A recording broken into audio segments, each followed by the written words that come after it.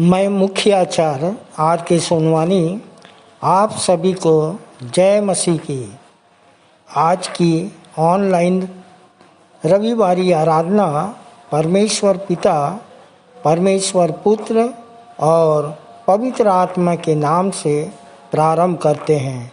आमीन और आमीन। आइए आज की आराधना हम प्रारंभ करते हैं। एक छोटी प्रार्थना कर लेंगे आचार्य आर के सोनवानी की अगुवाई में। आइए परमेश्वर की महिमा में हम कुछ गीत को गा लेंगे। पहला गीत गाएंगे स्तुति के गीत से 229 नंबर, पावन है वह प्रभु हमारा, उसकी जय जयकार करो। मैं मुख्य आचार्य आर के सोनवानी। आइए हम छोटी सी प्रार्थना कर लें। सर्वशक्तिमान पिता परमेश्वर, हमारे सृजनहार, पालनहार, तारनहार प्रभु यीशु मसीह के मधुर और मीठे नाम से आपके चरणों के नज़दीक में आते हैं और धन्यवाद करते हैं परमेश्वर पिता आज के ऑनलाइन आराधना के लिए, जबकि हम सम्मिलित होने पाते हैं। परमेश्वर पिता, दूर दूर में हमारे लोग रहते हैं जो ऑफलाइन में सम्मिलित नहीं हो पाते, लेकिन आप ऑनलाइन के माध्यम से वे सम्मिलित होते हैं। परमेश्वर पिता, तेरी आराधना से वंचित नहीं होने पाते, इसके लिए धन्यवाद करते हैं। तो होने दे परमेश्वर पिता, जितने लोग आज की आराधना में सम्मिलित होते हैं, होने दे परमेश्वर पिता सब तेरी आशीष को प्राप्त करें। तेरा वचन परमेश्वर पिता हर एक के लिए लाभप्रद हो, ताकि परमेश्वर पिता तेरा वचन के अनुसार उनका जीवन हो और परमेश्वर पिता तेरी महिमा कर सके। प्रभु जी, आज की आराधना में अल्फा ओमेगा आप होने पाए, शुरू से अंत तक हमारी सहायता करना, ताकि हमारी आराधना तुझे ग्रहण योग्य हो और आज का वचन हर एक के जीवन के लिए लाभप्रद हो। प्रभु जी, आगे की आराधना को आपके हाथों में सौंपते हुए छोटी विनती प्रभु यीशु मसीह के नाम से मांगते हैं। आमीन। आइए परमेश्वर की महिमा में हम कुछ गीत को गा लेंगे। पहला गीत गाएंगे स्तुति के गीत से 229 नंबर, पावन है वह प्रभु हमारा, उसकी जय जयकार करो।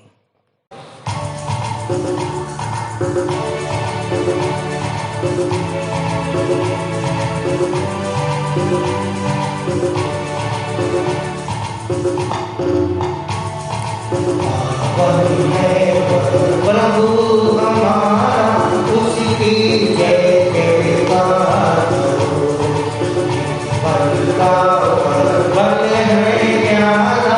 उसकी जय जयकार करो।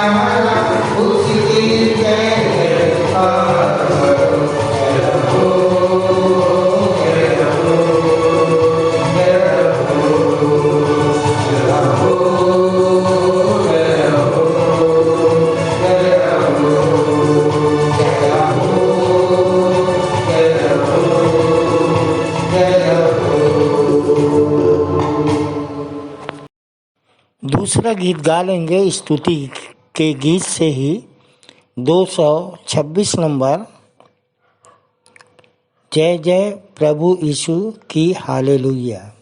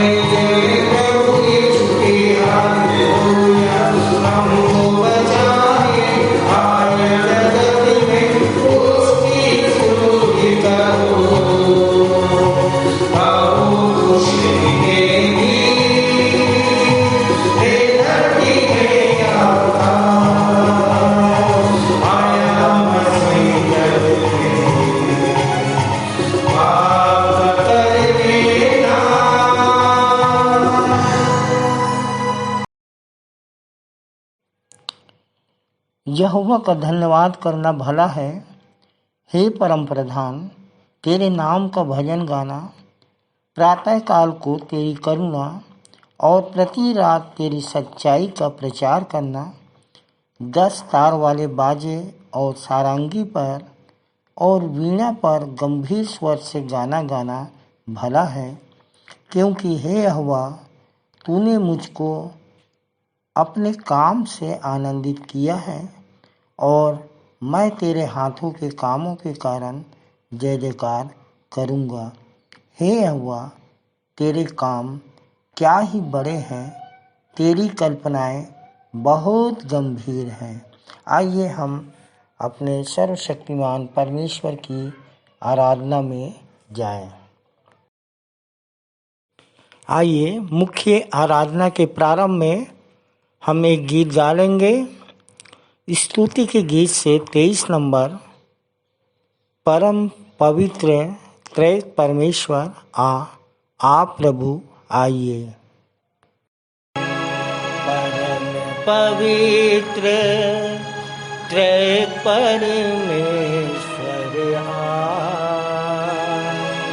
आ प्रभु आइए।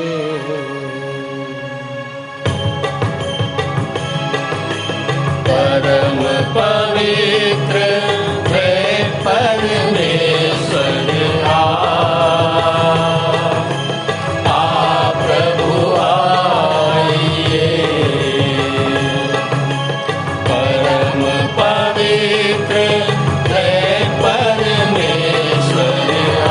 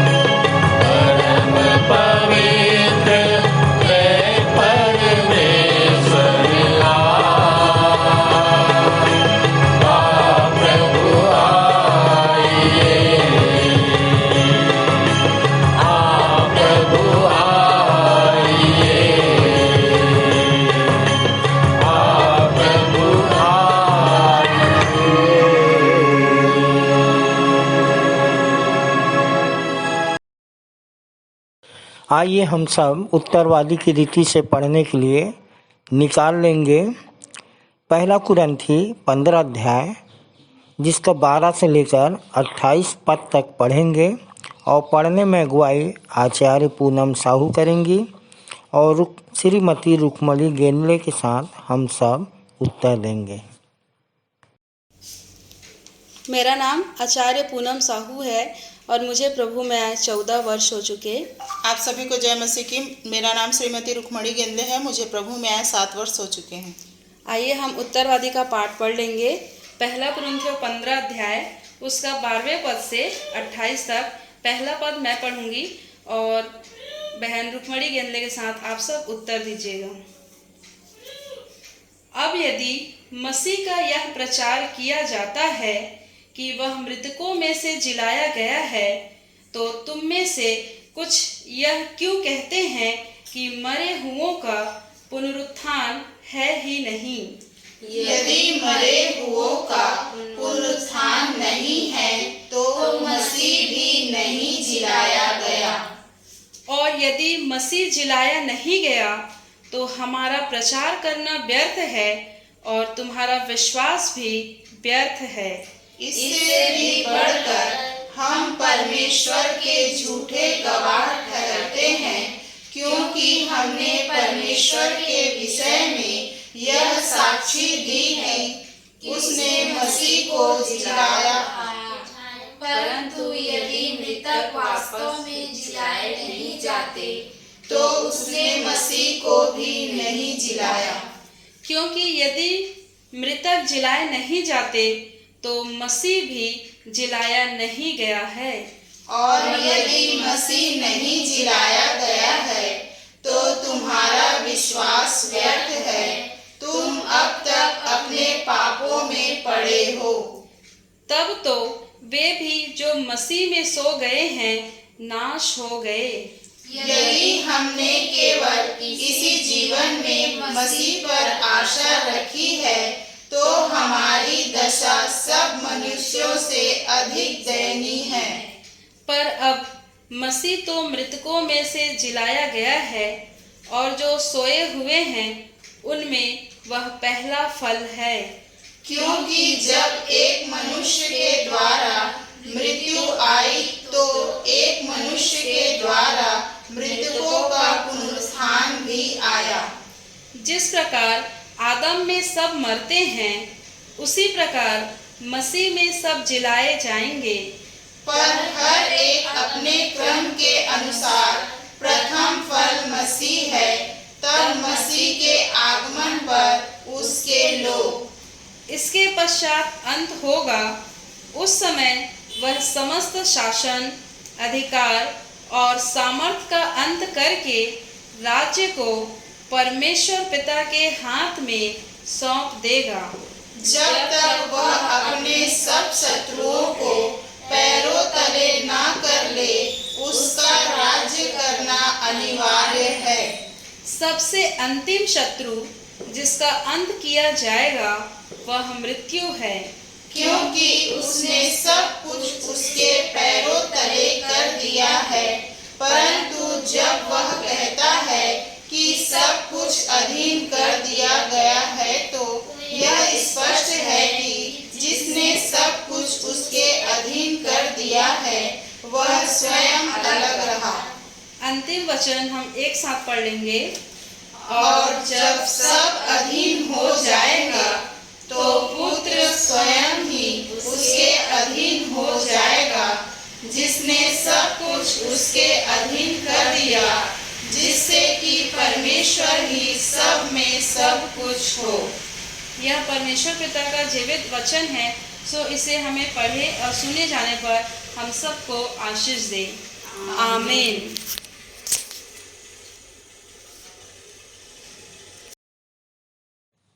आइए हम विश्वास वचन बोलें। मैं सर्वशक्तिमान पिता पर स्वर्ग और पृथ्वी के सृजनहार परमेश्वर पर विश्वास रखता हूँ। मैं उसके एकलौते पुत्र हमारे प्रभु यीशु मसीह पर जो पवित्र आत्मा के सामर्थ के द्वारा कुमारी मरियम से जन्मा, जिसने पोंतियुस पिलातुस के राज्य में दुख उठाया, जो क्रूस पर टांगा गया और मारा गया, जो गाड़ा गया और अदृश्य लोक में पहुंचा, और तीसरे दिन मृतकों में से फिर जी उठा, जो स्वर्ग पर चला गया और सर्वशक्तिमान पिता परमेश्वर के दाहिने हाथ विराजमान है, और जीवितों और मृतकों का न्याय करने फिर आने वाला है। विश्वास रखता हूँ मैं पवित्र आत्मा पर, पवित्र सार्व कलीसिया पर, संतों की संगति पर, देह के पुनरुत्थान पर, पापों की क्षमा पर और अनंत जीवन पर विश्वास रखता हूँ। आमीन। सामान्य सामाजिक एवं पारिवारिक कलीसियाई प्रार्थना में जाएंगे और हमारे लिए प्रार्थना में अगुवाई आचार्य कुमारी बबीता सिंह करेंगी। आचार्य बबीता सिंह की ओर से आप सभी को जय मसीह की। विश्वासी मंदिर आते मुझे 22 साल हो गए हैं। शैतानी शक्तियों से ग्रसित थी। यहीं आने से, यहाँ की प्रार्थनाओं से मैंने छुटकारा पाया। तब से मैं प्रभु यीशु मसीह में हूँ और अभी वर्तमान में मैं सहायक शिक्षक के पद पर बिलतरा में कार्यरत हूँ। आइए हम प्रार्थना करें। हाथ जोड़ें, आंखें बंद करें, ध्यान परमेश्वर की ओर लगाएं। हमारे जीवित, सामर्थी, अनुग्रहकारी प्रेमी पिता परमेश्वर, बड़े धन्यवाद के साथ हम आपके चरणों में आते हैं प्रभु जी। धन्यवाद करते हैं आज के पवित्र विश्राम दिन में प्रभु जी आपने हमें प्रवेश कराया है। हम जीवितों के बीच में पाए जाते हैं। हम आपका हृदय से धन्यवाद करते हैं और धन्यवाद करते हैं प्रेमी पिता परमेश्वर की बीते सप्ताह में आपने हमें संभाले रखा है। और आज जब हम आराधना स्तुति करने के लिए सारे विश्वासी भाई बहन इकट्ठे हो सके हैं, हम आपका हृदय से धन्यवाद करते हैं। धन्यवाद करते हैं विश्वासी मंदिर प्रांगण के लिए, जहाँ पर आपने हमें एक ऐसा शांत स्वच्छ वातावरण दिया है जहाँ पर हम आपकी आराधना स्तुति आत्मा और सच्चाई से करने पाते हैं। प्रभु जी हम चाहते हैं कि यहाँ पर आपकी आत्मा की अगुवाई होने पाए, और जब प्रभु जी हम आपकी आराधना स्तुति करते हैं, गीतों का गाया जाना, संदेश का दिया जाना, प्रभु भोज में शामिल होना, हमारी भेंटों का चढ़ाया जाना, नए विश्वासियों का परिचय लेना, ये सब कुछ प्रभु जी आपको सुखदायक सुगंध के रूप में ग्रहण योग्य हो। और प्रेमी पिता परमेश्वर आप प्रसन्न होकर हम सबको आशीषित करें। प्रेमी पिता परमेश्वर हम प्रार्थना करते हैं अस्पताल में भर्ती सारे मरीजों के लिए जो बीमार हैं प्रभु जी, बिस्तरों में पाए जाते हैं, उन सब पर प्रभु जी हम आपकी विशेष आशीष को चाहते हैं। जितने कर्मचारी, जितने डॉक्टर्स उन बीमारों की सेवा करते हैं, उन सब पर भी हम आपकी आशीष और दया को चाहते हैं प्रभु जी। और चाहते हैं प्रभु जी कि वो बीमार न केवल शारीरिक चंगाई पाएँ बल्कि आत्मिक चंगाई को भी लेकर जाने वाले हो सकें और आपके नाम का गुणानुवाद करने वाले हो सकें। प्रभु जी हम प्रार्थना करते हैं अपने विश्वासी मंदिर के संडे स्कूल के लिए, जहाँ पर प्रेमी पिता परमेश्वर बच्चों को शिक्षा दी जाती है। जितने संडे स्कूल के टीचर्स हैं और बच्चे हैं, उन सब को आप ज्ञान बुद्धि और समझ से परिपूर्ण करिए, ताकि आने वाले दिनों में प्रभु जी ये बच्चे आपके लिए, विश्वासी मंदिर के लिए एक मजबूत खंभा बनने वाले हो सकें। प्रभु जी हम महिला सभा, जवान सभा, इन सब को भी हम आपके हाथों में सौंपते हैं। अपने संचालक मंडल को, हमारे सारे आचार्य गणों को जो प्रभु जी आपकी सेवा में निरंतर तत्पर रहते हैं, उन सब पर भी हम आपकी आशीष को चाहते हैं और चाहते हैं प्रभु जी कि हम निरंतर आपस के प्रेम में और भी आगे उन्नति करने वाले हो सकें। और प्रेमी पिता परमेश्वर हम आपके वचन को और भी ज़्यादा प्रचार प्रसार करने वाले हो सकें और आपके नाम को महिमा देने वाले हो सकें। प्रभु जी हम प्रार्थना करते हैं कि जब आज हमारे बीच में वक्ता के द्वारा वचन की रोटी तोड़ी जाती है। प्रभु जी, हम सब के मनों को आप ऐसा बनाइए कि हम इस आत्मिक रोटी को खाकर तृप्त हों और प्रेमी पिता परमेश्वर अन्यों को हम बांटने वाले हो सकें। और प्रभु जी, आपके वचन को, आपके राज्य को प्रचार प्रसार करने में हम प्रभु जी योगदान दे सकें। और प्रेमी पिता परमेश्वर, हम प्रार्थना करते हैं कि जब वचन का बीज बोया जाता है, कोई भी शैतानी शक्तियाँ हमें आपके वचन को सुनने से, समझने से न रोकने पाए। प्रभु जी, हम चाहते हैं कि हम सब के हृदयों को आप एक मन एक चित्त करिएगा, ताकि हम आपके वचन को सुनकर समझकर उसके अनुसार आचरण करने वाले हो सकें। प्रभु जी, हम प्रार्थना करते हैं हमारे देश के लिए, जहाँ पर प्रभु जी आपकी अमन, चैन और शांति बनी हुई है। प्रेमी पिता परमेश्वर, हम चाहते हैं कि आपने प्रभु जी जैसे हमें धार्मिक स्वतंत्रता के साथ इस देश में रहने की आज़ादी दिया है, हम आपके वचन का प्रचार प्रसार करने पाते हैं। इसलिए हम आपका धन्यवाद करते हैं और प्रार्थना करते हैं प्रेमी पिता परमेश्वर कि हमारे सारे राजनैतिक, धार्मिक और सामाजिक अगुओं के लिए कि आप उनको ज्ञान, बुद्धि, समझ की आत्मा दीजिएगा प्रभु जी, ताकि वो हमारे देश और समाज का संचालन उचित रीति से करने वाले हो सकें, आपके डर और भय में चलने वाले हो सकें। प्रभु जी, हम प्रार्थना करते हैं कि आज संसार भर में जहाँ कहीं भी आपके नाम से, प्रभु यीशु मसीह के नाम से आराधना का संचालन किया जाता है, जहाँ कहीं भी आपकी कलीसिया लगाई जाती है प्रभु जी, उन सब जगहों पर हम आपकी आशीष और अनुग्रह को चाहते हैं और चाहते हैं प्रभु जी आपकी उपस्थिति प्रत्येक जगह पर होने पाए प्रभु जी। और प्रार्थना करते हैं प्रेमी पिता परमेश्वर कि आज जब हम प्रभु भोज में भी शामिल होते हैं, तो होने दीजिए प्रभु जी कि हम आपके लहू में का लहू और मांस में का मांस होने पाए प्रभु जी, और आपकी विशेष आशीष को ग्रहण करके प्रभु जी उमंग और जोश के साथ प्रभु जी आपके कार्यों को करने वाले हो सकें।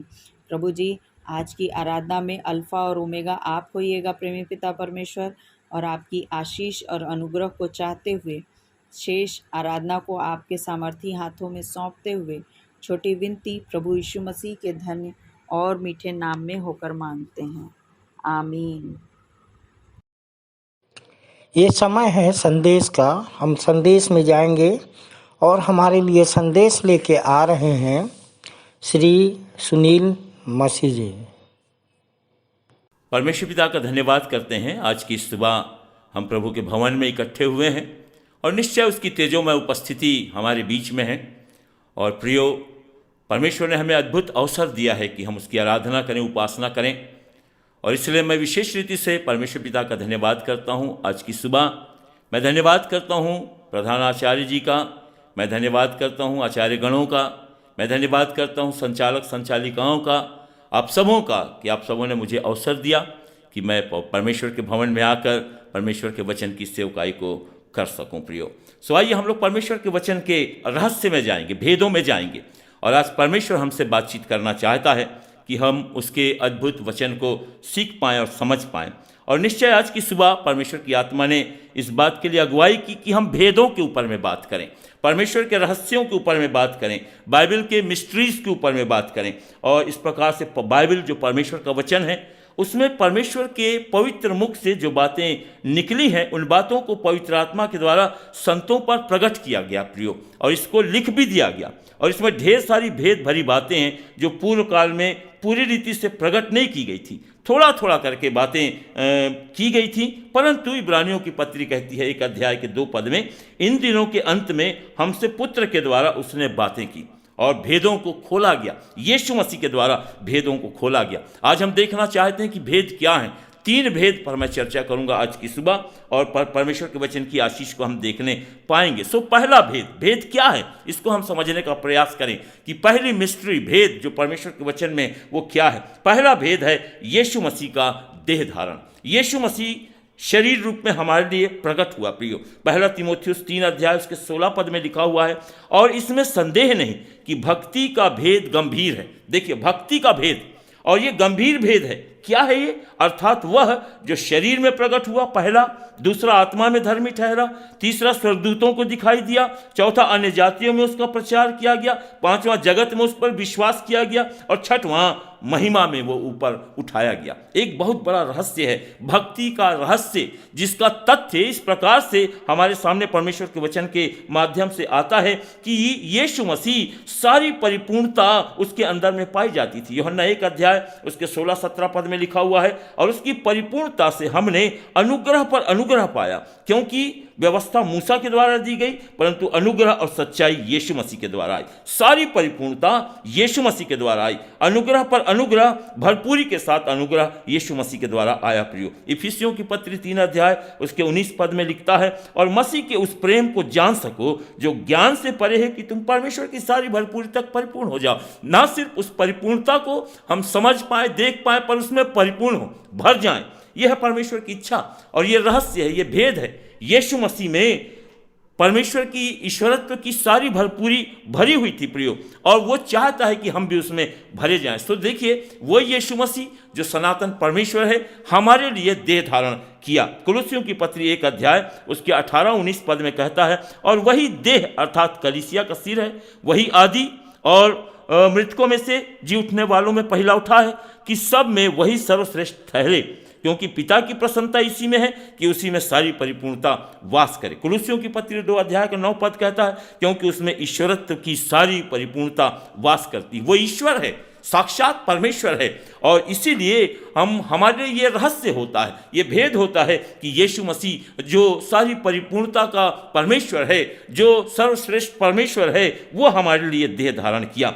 परमेश्वर का वचन बताता है कि वो शरीर रूप में प्रकट हुआ। यशायाह की किताब में भी लिखा हुआ 7 अध्याय के 14 पद में, क्योंकि प्रभु आप ही तुमको एक चिन्ह देगा, सुनो एक कुमारी गर्भवती होगी और पुत्र जनेगी, उसका नाम इमानुएल रखेगी। सो वचन देहधारी हुआ यूहन्ना 1:14 के अनुसार, और अनुग्रह और सच्चाई से परिपूर्ण होकर हमारे बीच में डेरा किया, और हमने उसकी ऐसी महिमा देखी जैसे पिता के एकलौते की महिमा। प्रियो, यीशु मसीह हमारे लिए शरीर रूप में प्रकट हुआ। ये भेद है जिसको हमको जानने की आवश्यकता है, और ना सिर्फ ये भेद है पर भक्ति का भेद है। अर्थात इतने बड़े परमेश्वर को जब हम शरीर रूप में प्रकट होते देखते हैं तो निश्चय हमारे मन में उसके प्रति एक भक्ति होती है, एक आदर होता है, एक पवित्रता होती है। हम अपने आप को समर्पित करते हैं, जब हम धन्यवाद से भर जाते हैं, जब हम अपने परमेश्वर को इस प्रकार से पाते हैं अपने बीच में देह धारण किए हुए। और परमेश्वर का वचन इस बात को भी बताता है, तीसरी बात में वो कहता है कि यीशु आत्मा में धर्मी ठहरा है। देखिए परमेश्वर का वचन क्या कहता है, दिव्य धार्मिकता को उसने पाया, जबकि प्रेरितों के काम 2 अध्याय 22 पद से इस प्रकार लिखा हुआ है, हे इस्राएलियों ये बातें सुनो कि यीशु नासरी एक मनुष्य था जिसका परमेश्वर की ओर से होने का प्रमाण उसके सामर्थी कामों के द्वारा, आश्चर्य कर्मों के द्वारा और चिन्हों से प्रकट हुआ, जो परमेश्वर ने तुम्हारे बीच में उसके द्वारा करके दिखाया, जिसे तुम जानते हो। और परमेश्वर का वचन कहता है, उसी को जब परमेश्वर की ठहराई हुई मनसा और होनहार के ज्ञान के अनुसार पकड़वाया गया तो तुमने, देखिए तुमने मतलब इस्राएलियों से कहता है, तुमने अधर्मियों के हाथ में उसको पकड़वा कर और क्रूस पर चढ़वा कर मार डाला, परंतु उसी परमेश्वर ने मृत्यु के बंधनों से उसको छुड़ाकर जिला दिया। यह है उसकी दिव्य धार्मिकता कि वो जिंदा हुआ। 36 पद में क्या बोलता है इसी के, सो अब इज़राइल का सारा घराना इस बात को जान ले कि परमेश्वर ने उसी यीशु को जिसे तुमने क्रूस पर चढ़ाया प्रभु भी ठहराया और मसीह भी ठहराया।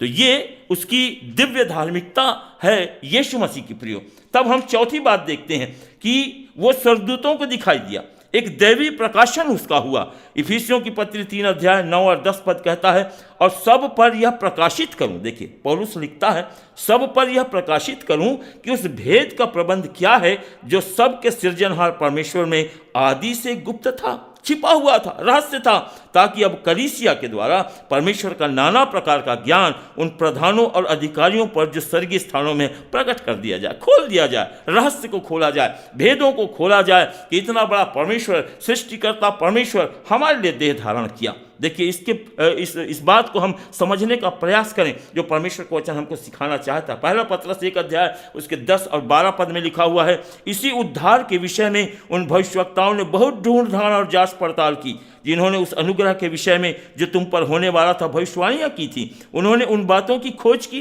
कि मसीह का आत्मा जो उनमें था और पहले ही से मसीह के दुखों की और उसके बाद होने वाली महिमा की गवाही देता था, वह कौन से और कैसे समय की ओर संकेत करता था। पर उन पर प्रकट किया गया और वे नहीं तुम्हारी सेवा से ये बातें करते थे, जिसका समाचार तुम्हें उनके द्वारा मिला। इन बातों को स्वर्गदूत भी देखने की लालसा करते थे। सो 4 बातें हो गई यीशु मसीह से संबंधित जो अद्भुत है प्रियो। 5वीं बात में हम देखते हैं कि अन्य जातियों में यीशु मसीह का प्रचार हुआ।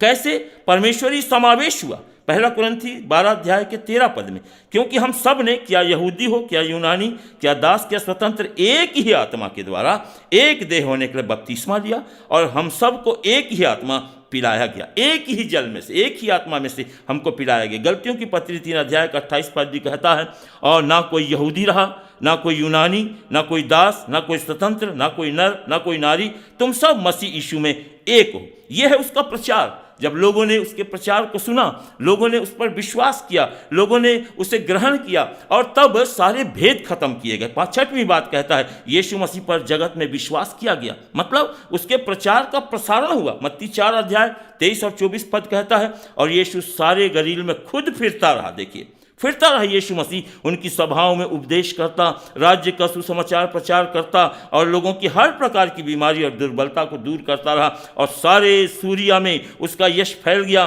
और लोग सब बीमारों को, जो नाना प्रकार की दुखों से और बीमारियों से जकड़े हुए थे और जिनमें दुष्ट आत्माएं और मिर्गी वाले लोग थे, झोले के मारे हुए थे, वो सब लाए गए और यीशु मसीह ने उनको चंगा किया। विश्वास किया लोगों ने। जब प्रचार और प्रसार हुआ, इतना बड़ा परमेश्वर देह धारण करके प्रियो, उसका जब प्रचार हुआ, वो स्वयं गलियों में फिरकर, सड़कों में फिरकर, सारे गलील में फिरता हुआ लोगों की सभाओं में उपदेश किया, प्रचार करता रहा, परमेश्वर के राज्य का प्रचार करता रहा, उद्धार का प्रचार करता रहा, छुटकारा का प्रचार करता रहा। इफिसियों की पत्री 2 अध्याय 17 पद कहती है, उसने आकर तुम्हें जो दूर थे और उन्हें जो निकट थे, दोनों को मेल मिलाप का सुसमाचार सुना दिया।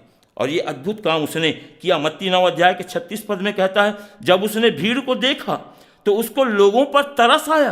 कैसा अद्भुत परमेश्वर है, क्योंकि वे उन भेड़ों की नाई थे जिनका कोई रखवाला नहीं था, व्याकुल थे, भटके हुए थे, कोई संभालने वाला नहीं था। उन पर उसने तरस खाया, यीशु ने उन पर तरस खाया। ऐसा प्रभु हमारे लिए देह धारण किया। ये एक भेद है, रहस्य है। और जब हम इस बात को अच्छे से अपने जीवन में समझ लेते हैं, तभी भक्ति शुरू होती है जो गंभीर है। आदर शुरू होता है अपने प्रभु के प्रति, प्रेम शुरू होता है और यीशु मसीह की उपस्थिति हमें अद्भुत रीति से प्रभु कंपित करती है। प्रियो, धन्यवाद करना शुरू हो जाता है हमारा मन। हम परमेश्वर की महिमा को करने लग जाते हैं, मन छलकने लग जाता है, क्योंकि वो प्रभु हमारे लिए देह धारण किया। यही है भक्ति का गंभीर भेद। लूका 4 अध्याय 18-19 पद कहता है, उसको उसने स्वयं पढ़कर सुना दिया। क्या बोल दिया? प्रभु का आत्मा मुझ पर है, इसलिए कि उसने कंगालों को सुसमाचार सुनाने के लिए मेरा अभिषेक किया है और मुझे इसलिए भेजा कि बंधुओं को छुटकारे का और अंधों को दृष्टि पाने का सुसमाचार प्रचार करूं, कुचले हुओं को छुड़ाऊं और प्रभु के प्रसन्न रहने के वर्ष का प्रचार करूं। 7वीं बात, महिमा में वो ऊपर उठा लिया गया।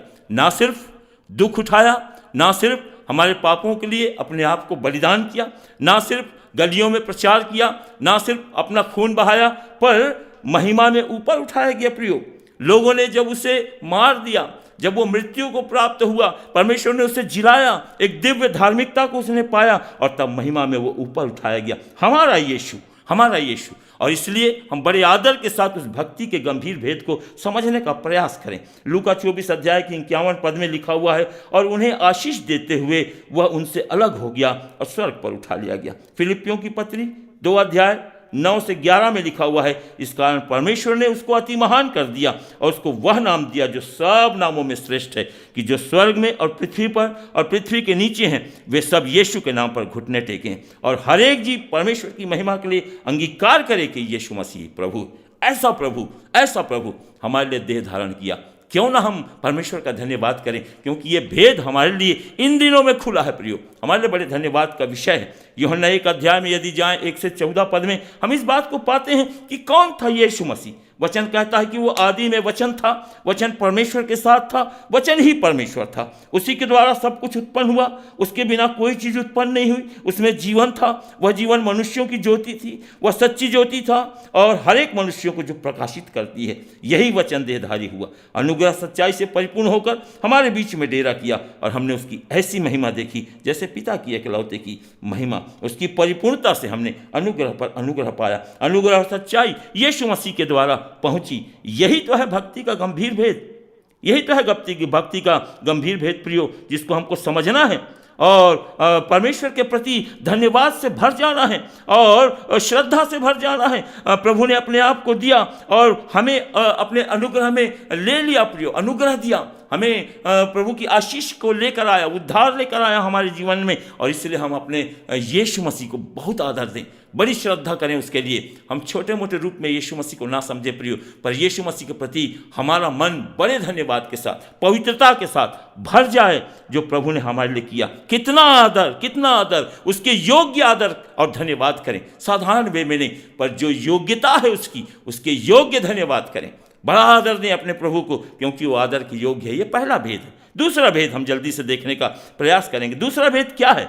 दूसरा भेद ये है कि यीशु मसीह जो सनातन परमेश्वर है, जो हमारे लिए देहधारी हुआ, वो हमारे अंतर में वास करना चाहता है। वो हमारे अंतर में वास करने वाला प्रभु है। और कुलुस्सियों की पत्री में इस भेद को हम समझ पाएंगे। 1 अध्याय उसके 26 और 27 पद में लिखा हुआ है, उस भेद को जो समयों और पीढ़ियों से गुप्त था, परंतु अब उसके पवित्र लोगों पर प्रकट हुआ, जिस पर परमेश्वर ने प्रकट करना चाहा कि उन्हें ज्ञात हो कि अन्य जातियों में उस भेद की महिमा का मूल्य क्या है। और वह यह है कि मसीह जो महिमा की आशा है तुम में रहता है। अद्भुत भेद, मसीह जो महिमा की आशा है तुम में रहता है। कैसा अद्भुत भेद है, रहस्य है प्रियो, जो इन दिनों हमारे लिए प्रकट हुआ कि यीशु मसीह महिमा की आशा हमारे अंतर में वास करना चाहता है। याद करिए, महिमा क्या है?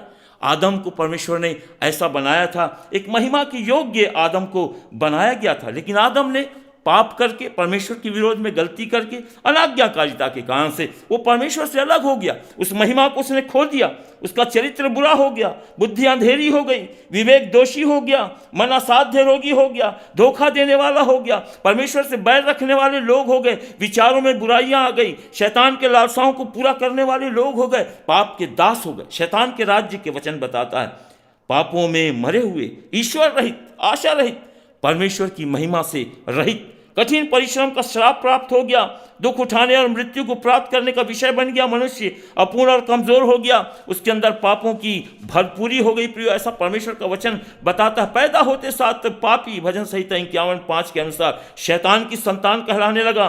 कमजोर, बीमार, दर्द और श्राप, छोटा जीवन, शॉर्ट लाइफ हो गया, परदेसी जीवन, और भूमि पर गिरे हुए जल की मानिंद, वायु के समान, छटकर लोप हो जाने वाले बादल के समान, जुलाहे की घुड़की से तेज छाया के समान, फूल की नाई खिलता और तोड़ा जाता, ऐसा जीवन उसका हो गया प्रियो। और परमेश्वर का वचन बताता है, स्वप्न जिसको जागने वाला तुच्छ समझता है, मनुष्य की सांस के समान, भाप के समान उसका जीवन हो गया।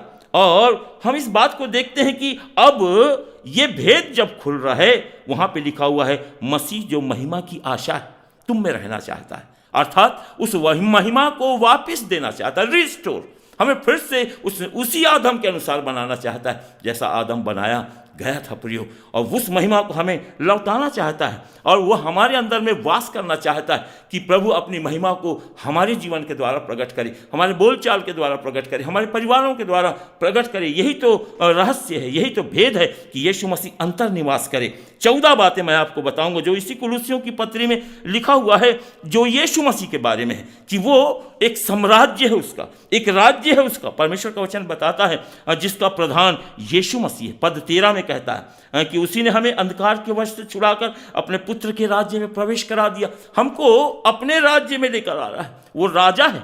दूसरी चीज, छुड़ाने वाला है। 14 पद में लिखा हुआ है, जिसने हमें अनंत छुटकारा अर्थात पापों की क्षमा प्राप्त होती है। तीसरी बात हम पाते हैं कि वो अदृश्य परमेश्वर का स्वरूप है। चौथी बात, वो सारी सृष्टि में पहला उठा है, सब वस्तुओं का सृजनहार है, अनंतकालिक परमेश्वर है, सब वस्तुओं को संभालने वाला है, कलीसिया का सिर है, सभी वस्तुओं का जन्मदाता, मरे हुओं में से जी उठने वालों में पहला था, अति उत्कृष्ट परिपूर्ण परमेश्वर, सिद्ध परमेश्वर, परमेश्वर की सारी परिपूर्णता जिसके अंदर है, परमेश्वर एवं मनुष्य के बीच में एक मध्यस्थ के रूप में है जो, और परमेश्वर का वचन बताता है कि वही पवित्र लोगों के अंदर में वास करना चाहता है। परमेश्वर का वचन बताता है कि पवित्र लोगों के अंदर में वास करना चाहता है, अंतर्वास करने वाला प्रभु। यही भेद है, यही रहस्य है। तब हमारा जीवन यीशु मसीह के जैसा दिखाई देने लगेगा। हमारे जीवन के द्वारा यीशु मसीह की महिमा दिखाई देने लगेगी, परमेश्वर की महिमा हमारे अंदर से छलक। पहला भेद कि यीशु मसीह जन्म लिया, पर यीशु मसीह के जन्म लेने के बाद दूसरा रहस्य हमारे लिए प्रकट हुआ कि वो हमारे अंदर रहकर अपनी महिमा को प्रकट करना चाहता है, हमारी महिमा की आशा बनकर आया। और इसलिए हम परमेश्वर के प्रति कृतज्ञ हो जाएं, आशीषित हमको बनाया प्रियो, हम उसके प्रति आदर से भर जाएं, हम उसके प्रति श्रद्धा से भर जाएं, हम उसके प्रति धन्यवाद से भर जाएं। वो प्रभु अद्भुत परमेश्वर है। यही भक्ति का रहस्य है, पहला भेद। कैसे वो हमारे अंदर रहता है? कभी आपने विचार किया कि कैसे यीशु मसीह रहेगा हमारे अंदर?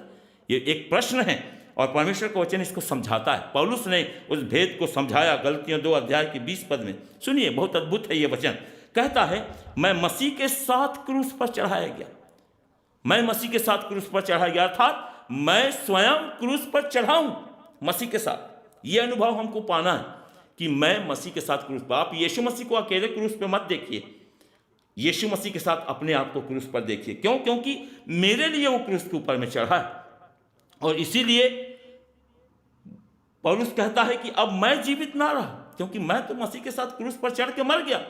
मैं भी कब्र में चला गया, यीशु मसीह मर गया, यीशु मसीह कब्र में चला गया, मैं भी उसके साथ कब्र में चला गया। और तब आगे वो क्या कहता है? मसीह मुझ में जीवित है। मैं जीवित ना रहा, पर मसीह मुझ में जीवित है। ये है अंतर में वास करने का जो भेद है, रहस्य। क्या बोल रहे हैं? और वो जीवन जिसे शरीर में मैं अब जीता हूं, कहता है पौलुस, वो जीवन जिसे शरीर में मैं अब जीता हूं, मैं केवल उस विश्वास से जीवित हूं जो परमेश्वर के पुत्र पर है। ये विश्वास हमें जीवन देता है। ये विश्वास के द्वारा हम प्राप्त करते हैं कि यीशु मसीह मेरे अंतर में वास करता है। इस विश्वास में आए, इस विश्वास में आए। और देखिए कैसा अद्भुत है, दिल धन्यवाद से भरेगा। कहता है कि जो परमेश्वर के पुत्र पर है, उस विश्वास से मैं जीवित हूं, जिसने मुझसे प्रेम किया और मेरे लिए अपने आप को दे दिया। ये भेद है, ये भेद है कि वो हमारे अंदर में वास करता है। उसकी मृत्युंजय की सामर्थ्य को मैं जानूं, बोलता है पौलुस, और ज़्यादा से ज़्यादा मैं उसके इस भेद को समझ पाऊं कि कैसे यीशु मसीह मेरे अंदर रहता है। शरीर के काम नाश किए जाएं, आत्मा के द्वारा शरीर के कामों को खत्म किया जाए, आत्मा हमारे जीवन में आए, प्रभु की आत्मा, और वो हमको संचालित करे, और तब यीशु मसीह हमारे अंदर रहे और ये बात पूर्ण हो जाए कि तुम पवित्र आत्मा का मंदिर हो, तुम परमेश्वर का मंदिर हो। हाँ प्रियो, इसी मंदिर में तो परमेश्वर रहना चाहता है, इसी में तो वो वास करना चाहता है, इसी में तो वो चलना फिरना चाहता है। और इसलिए इस भेद को हम अच्छे से समझ लें। परमेश्वर का वचन हमको अद्भुत रीति से इस बात को सिखाना चाहता है कि वो हमारे अंदर में रहकर अपनी महिमा को प्रकट करना चाहता है, हमारे बोलचाल के द्वारा, हमारे उठने बैठने के द्वारा, हमारी हर एक एक्टिविटीज़ के द्वारा। अब्राहम को भी उसने इसीलिए चुना कि एक व्यक्ति का चुनाव करके वो अपने पूरे उसके वंश के द्वारा परमेश्वर के उस महिमा को प्रकट करे। और उसके वंश के द्वारा उसने प्रकट किया। उनका रहन सहन, उनका चलना फिरना अलग प्रकार का हुआ करता था, उनकी हर एक बातें अलग प्रकार की हुआ करती थी, जिनके बीच में परमेश्वर स्वयं वास करता था। और यही तो भेद है कि हमारे अंदर वास करे, और ये रहस्य है प्रियो, इसको हम अपने जीवन में समझ पाएं। तीसरे भेद पर जल्दी से चर्चा करेंगे। तीसरा भेद क्या है? तीसरा भेद है कि अन्य जाति लोग अब मीरास में संभागी हो गए हैं। उस मीरास में जो यीशु मसीह का है, उस मीरास में जो परमेश्वर के पुत्र बनने की आशीष है, उसमें अन्य जाति लोग अब साझी कर दिए गए हैं। ये तीसरा रहस्य है, भेद है, मिस्ट्री है। परमेश्वर का वचन अद्भुत है। इस बात को समझिए, गहराई से समझिए, लोगों को बताइए कि इन भेदों को हम समझ के लोगों को बताएं कि ये अब छिपा हुआ नहीं है, अब खुल गया, ओपन हो गया। हम कहीं वंचित ना हो जाएं इन आशीषों से। आइए इन आशीषों को प्राप्त करें। इफिसियों की पत्री में इस भेद के बारे में लिखा हुआ है, 3 अध्याय उसके 3 पद से लेकर 6 पद में क्या कहता है? यदि तुमने परमेश्वर के उस अनुग्रह के प्रबंध का समाचार सुना हो जो तुम्हारे लिए मुझे दिया गया, अर्थात यह कि वह भेद मुझ पर प्रकाश के द्वारा प्रकट हुआ, जैसा मैं पहले से संक्षेप में लिख चुका हूं, जिससे तुम पढ़कर जान सकते हो कि मैं परमेश्वर मसीह का वो भेद कहां तक समझता हूं। और जो और समयों में मनुष्यों की संतानों को ऐसा नहीं बताया गया था, जैसा कि अब आत्मा के द्वारा उनके पवित्र प्रेरितों और भविष्यवक्ताओं पर प्रकट किया गया है। अर्थात यह है कि यीशु मसीह में सुसमाचार के द्वारा अन्य जाति लोग मीरास में साझी हो गए, और एक ही देह और प्रतिज्ञा के भागी हो गए। कितना अद्भुत है। अन्य जाति लोग जिनका कहीं कोई स्थान नहीं था प्रियो, सिर्फ इजरायली जो परमेश्वर की प्रजा थी, यहूदी जो परमेश्वर की प्रजा थी, जिनको परमेश्वर ने अपने लिए अलग किया। लेकिन आज यीशु मसीह में सुसमाचार के द्वारा अन्य जाति लोग मिरास में साझी कर लिए गए। कितना बड़ा रहस्य है, कितना बड़ा भेद है। बताना होगा सारे संसार को, क्योंकि अब ये भेद नहीं है, अब ये खुल गया है। बताइए, इस बात को ऐसा समझ सकते हैं कि कलीसिया जो युगों से एक भेद में छिपी थी, यही तो कलीसिया का रहस्य है। ये कलीसिया का रहस्य है। कलीसिया जो युगों से भेद में छिपी थी, अब प्रकट कर दी गई है। ये कलीसिया का भेद है प्रियो, कलीसिया का भेद कि अन्य जाति लोग आए। और समयों का मतलब क्या होता है? पीढ़ियां, जो पिछली पीढ़ियों के लोग। और इसलिए इसको हम कैसा समझ सकते हैं? रोमियो 9 अध्याय उसके 25 पद से 33 पद में इसका बयान पाया जाता है। वहाँ लिखा हुआ है कि जैसा वह होशे की किताब में भी कहता है कि जो मेरी प्रजा न थी उनको मैं प्रजा कहूँगा। अहो भाग्य हमारा, बड़े धन्यवाद का विषय है। जो मेरी प्रजा नहीं थी अब मैं उनको अपनी प्रजा कहूँगा। कैसा रहस्य, कैसा भेद, हम उसके लोग बन गए। दूसरी बात कहता है जो प्रिया ना थी उसे प्रिया कहूँगा। तीसरी बात कहता है कि जिस जगह कहा गया था कि तुम मेरी प्रजा नहीं हो, उसी जगह में वे जीवते परमेश्वर की संतान कहलाएंगे। ये भाग हमको मिला, ये भाग आज अन्य जातियों को मिला। परमेश्वर का ये अनुग्रह हमारे लिए आया है प्रियो, जैसा परमेश्वर का वचन बताता है। और आगे लिखा हुआ इसी में इज़राइल के विषय में यशायाह कहता है, यदि उनकी गिनती समुद्र के बालू के बराबर हो तो भी उनमें से थोड़े ही बचेंगे।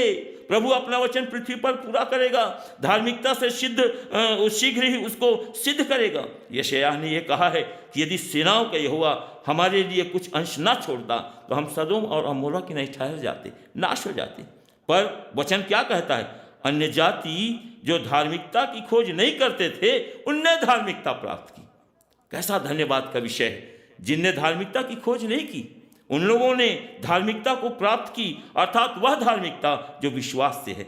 जो धर्म की व्यवस्था खोजते थे वे धर्म तक नहीं पहुंच पाए इजरायली लोग, और जो लोग नहीं खोजते थे वे विश्वास के द्वारा यीशु मसीह के पास पहुंच हो गई, परमेश्वर के पास पहुंच हो गई।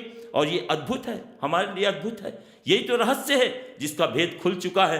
अब हम इनसे वंचित ना रह जाएं कि यीशु मसीह जन्म लिया, यीशु मसीह अंतर में वास करना चाहता है, यीशु मसीह ने अन्य जातियों को मिरास में साझी बना दिया। गलतियों की किताब 3 अध्याय के 8 पद में लिखा हुआ है, और पवित्र शास्त्र ने पहले ही से यह जानकर, सुनिएगा ध्यान से, कि परमेश्वर अन्य जातियों को विश्वास के द्वारा धर्मी ठहराएगा, पहले ही से अब्राहम को यह समाचार सुना दिया। शुभ समाचार बोलते हैं इसको। समाचार अब्राहम को सुना दिया कि तुझ में सब जातियां आशीष पाएंगी। और ये भविष्यवाणी यहीं पे पूरी हो रही, गलतियों में यहीं पे पूरी हो रही कि सारी भविष्यवाणी जो की गई थी वो पूरी हो रही। आज अब्राहम की आशीष अन्य जातियों को मिल रही है। गलतियों 1 अध्याय के 12 पद में भी लिखा हुआ है, क्योंकि वह मुझे मनुष्य की ओर से नहीं पहुंचा ये भेद, और ना मुझे सिखाया गया, पर यीशु मसीह के द्वारा प्रकाश में ये बात मिली है कि कैसे वो अन्य जातियों को मिरास में साझी कर रहा है। प्रियो, गलतियों 3 अध्याय में भी पौलुस इस बात को समझाने का प्रयास कर रहा है कि मसीह ने जो हमारे लिए श्रापित बना, हमें मोल लेकर व्यवस्था के श्राप से छुड़ाया। क्योंकि लिखा है, जो काठ पर लटकाया जाता है वह श्रापित है। यही इसलिए हुआ कि इब्राहिम की आशीष मसीह यीशु में अन्य जातियों तक पहुंच जाए, और हम विश्वास के द्वारा उस आत्मा को प्राप्त करें जिसकी प्रतिज्ञा हुई थी। ये आशीष को प्राप्त करें। वास्तव में इजरायलियों को बड़ी आशीष मिली हुई थी। क्या आशीष मिली हुई थी? निर्गमन 19 अध्याय उसके 5 और 6 पद में लिखा हुआ है कि ये वचन कहता है, इसलिए अब यदि तू निश्चय मेरी मानेगा, इजरायलियों के लिए कहता परमेश्वर का वचन, और मेरी वाचा का पालन करेगा, तो सब लोगों में तुम लोग मेरी निज प्रजा और धन ठहरोगे। समस्त पृथ्वी तो मेरी है, और तुम मेरी दृष्टि में याजकों का समाज और पवित्र लोग ठहरोगे, पवित्र जाति ठहरोगे। परंतु इजराइल ने पाप किया प्रियो, इजराइल ने उस आशीष को खो दिया, इजराइल ने उस पद को खो दिया। परमेश्वर का वचन इस बात को बताता है, और इसलिए ये ट्रांसफर हो गया। आज यीशु मसीह इसको पूरा कर रहा है। जो सेवकाई मिली थी, क्या क्या सेवकाई मिली थी? 3 प्रकार की सेवकाई हुआ करती थी पुराने नियम में। पहला नबी, प्रॉफेट, भविष्यवक्ता, तीसरा याजक, तीसरा राजा। ये तीन जो सेवकाइयाँ थीं वो पुराने नियम में थीं, नबी की, याजक की और राजा की। और ये तीनों सेवकाइयाँ जो हैं वो नए नियम में ये यीशु मसीह पर आ गई, यीशु मसीह पर आ गई। वही नबी बना, वही याजक बना, वही राजा बनता है और वही कलीसिया को आशीष देता है। ये याजक नबी क्या होते हैं? नबी वो होता है जो परमेश्वर का मुख, जिसको कहा जाता है माउथ ऑफ गॉड, परमेश्वर का मुख, मनुष्य की ओर से परमेश्वर का प्रतिनिधि। और ये पद किसी को भी चुनकर परमेश्वर दे देता था उस जमाने में। प्रीस्ट कौन होता था? जो मनुष्य से सुनता था और परमेश्वर से बोलता था, ये वाला हक भी दिया गया। राजा कौन होता था? नबी और याजक दोनों इसमें एक साथ हुआ करते थे। जब भी कोई निर्णय लेना होता था, युद्ध में जाना होता था, राजा पूछता था, प्रार्थना करवाता था, परमेश्वर की इच्छा पूछता था। परमेश्वर की इच्छा से सिर्फ दाऊद का परिवार चुना गया और उसके वंश से ही अधिक योग्य राजा चुने गए। सो ये सारी सेवकाई जो है वो यीशु मसीह में आ गई, यीशु मसीह में आ गई और कलीसिया को मिल गई। प्रियो, यह है कलीसिया का भेद। वास्तव में एक कलीसिया का भेद है जिसमें मैं और आप शामिल हुए। वास्तव में वचन क्या बोलता है? वो ये बोलता है कि परमेश्वर की कलीसिया वास्तव में मसीह यीशु में पवित्र किए गए लोगों का झुंड है। कलीसिया परमेश्वर की प्रजा के रूप में प्रस्तुत की जाती है। दूसरी बात वचन कहता है पहला कुरिन्थी 1 अध्याय के 2 पद में, पहली बात यीशु मसीह में पवित्र किए गए लोग, दूसरा पवित्र होने के लिए बुलाए गए लोग, तीसरा जो हर जगह प्रभु यीशु मसीह के नाम से प्रार्थना करने वाले लोग हैं। यही तो मिरास मिला, यही तो भाग मिला कि हम उन सेवकाइयों में चले जाएं जो यीशु मसीह की सेवा है। हम लोग प्रार्थना करने वाले, नबी का काम, भविष्यवक्ता बनने का काम, राजा बनने का काम करने वाले हो सकें। ये कलीसिया को प्रभु ने बुलाया, लोगों के झुंड को बुलाया और तैयार किया कि वो लोग परमेश्वर की महिमा को अपने जीवन से प्रकट करें। अन्य जातीय लोगों को ये सेवा सौंपी गई। ऐसा मत सोचिएगा कि यहूदियों में साँटा गया, पर यहूदियों को भी उस व्यवस्था से अलग किया गया, निकाला गया। तुम व्यवस्था के अधीन नहीं हो, बाहर निकलो। और अन्य जातियों को लाकर एक अलग व्यक्ति बनाया जो कलीसिया है, जो प्रभु की देह है, जो प्रभु की दुल्हन है, परमेश्वर के राज्य में बुलाए गए लोगों का जन समूह है। दूसरा कुरिन्थी 6 अध्याय का 16 पद कहता है, हम तो जीवते परमेश्वर का मंदिर हैं। धन्यवाद कीजिए प्रियो, प्रभु के लिए कृतज्ञ हो जाइए और प्रभु के धन्यवादी हो जाइए। क्या बोल रहा है कि हम तो जीवित परमेश्वर के मंदिर हैं। जैसा परमेश्वर ने कहा है, मैं उनमें बसूंगा, मैं उनमें चला फिरा करूंगा, मैं उनका परमेश्वर होऊंगा और वे मेरे लोग होंगे। इसलिए प्रभु कहता है, उनके बीच से निकलो, अशुद्ध वस्तुओं को मत छुओ, तो मैं तुमको ग्रहण करूंगा। ऐसा प्रभु हमको सिखाना चाह रहा है। रोमियो 12 अध्याय के 1 पद के अनुसार अपने अंगों को जीवित, पवित्र और परमेश्वर के लिए भावता हुआ बलिदान करके चढ़ाओ। अब ये तुम्हारा भाग है, अब ये तुम्हारा भाग है। पवित्र करो अपने आप को। क्यों? क्योंकि कलीसिया मसीह की देह है, उसके लिए हमको बुलाया है। हमें कहाँ साझी कर रहा है, कहाँ जोड़ रहा है, कहाँ हमें वो ऊंचाइयाँ दे रहा है? कह रहा है कि कलीसिया मसीह की देह है। पहला कुरिन्थी 6 अध्याय उसके 15 पद में कहता है, क्या तुम नहीं जानते कि तुम्हारी देह मसीह का अंग है और जो प्रभु की संगति में रहता है वह उसके साथ एक आत्मा हो जाता है। प्रियो, पहला कुरिन्थी 10 अध्याय 16-17 पद कहता है, वह रोटी जिसे हम तोड़ते हैं, क्या वह मसीह की देह की सहभागिता नहीं?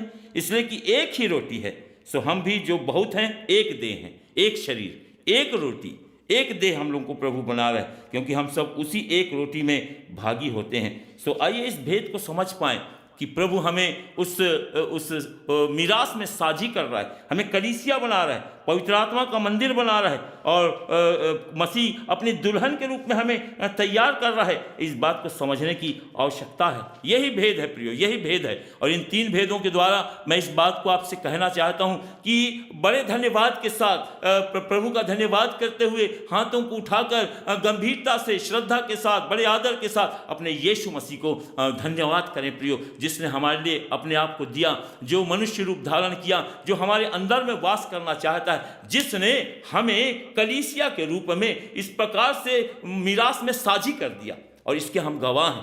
तो परमेश्वर ने हमें इस प्रकार से जोड़ा। सो इन वचनों के द्वारा प्रभु हम सबों को आशीष दे और अपने अनुग्रह में बढ़ाए।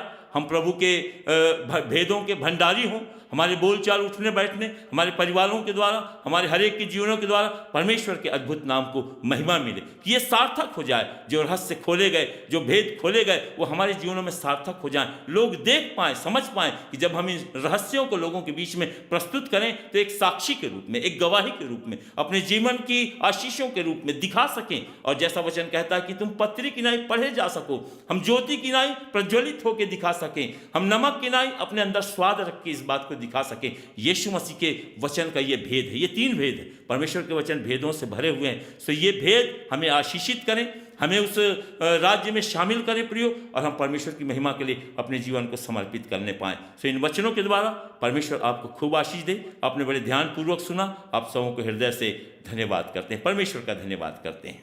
आमीन। सुंदर संदेश के लिए हम अपने सुनील भैया को बहुत बहुत धन्यवाद देते हैं। प्रभु उन पर और उनके पूरे परिवार पर अपनी आशीष बनाए रखे। आइए अपनी अपनी भेंटों एवं धन्यवादी भेंटों को देने के द्वारा परमेश्वर की महिमा करेंगे। और इस समय हम गीत गा लेंगे। स्तुति के गीत से 237 नंबर, आओ हम यहोवा का धन्यवाद करें। तत्पश्चात भेंट की प्रार्थना में अगुवाई करेंगे भाई करण गंगावने। आइए हम अपनी अपनी भेंटों और धन्यवादी भेंटों को देने के द्वारा परमेश्वर की महिमा करेंगे। और इस समय हम गीत गा लेंगे स्तुति के गीत से 237 नंबर, आओ हम यहोवा का धन्यवाद करें।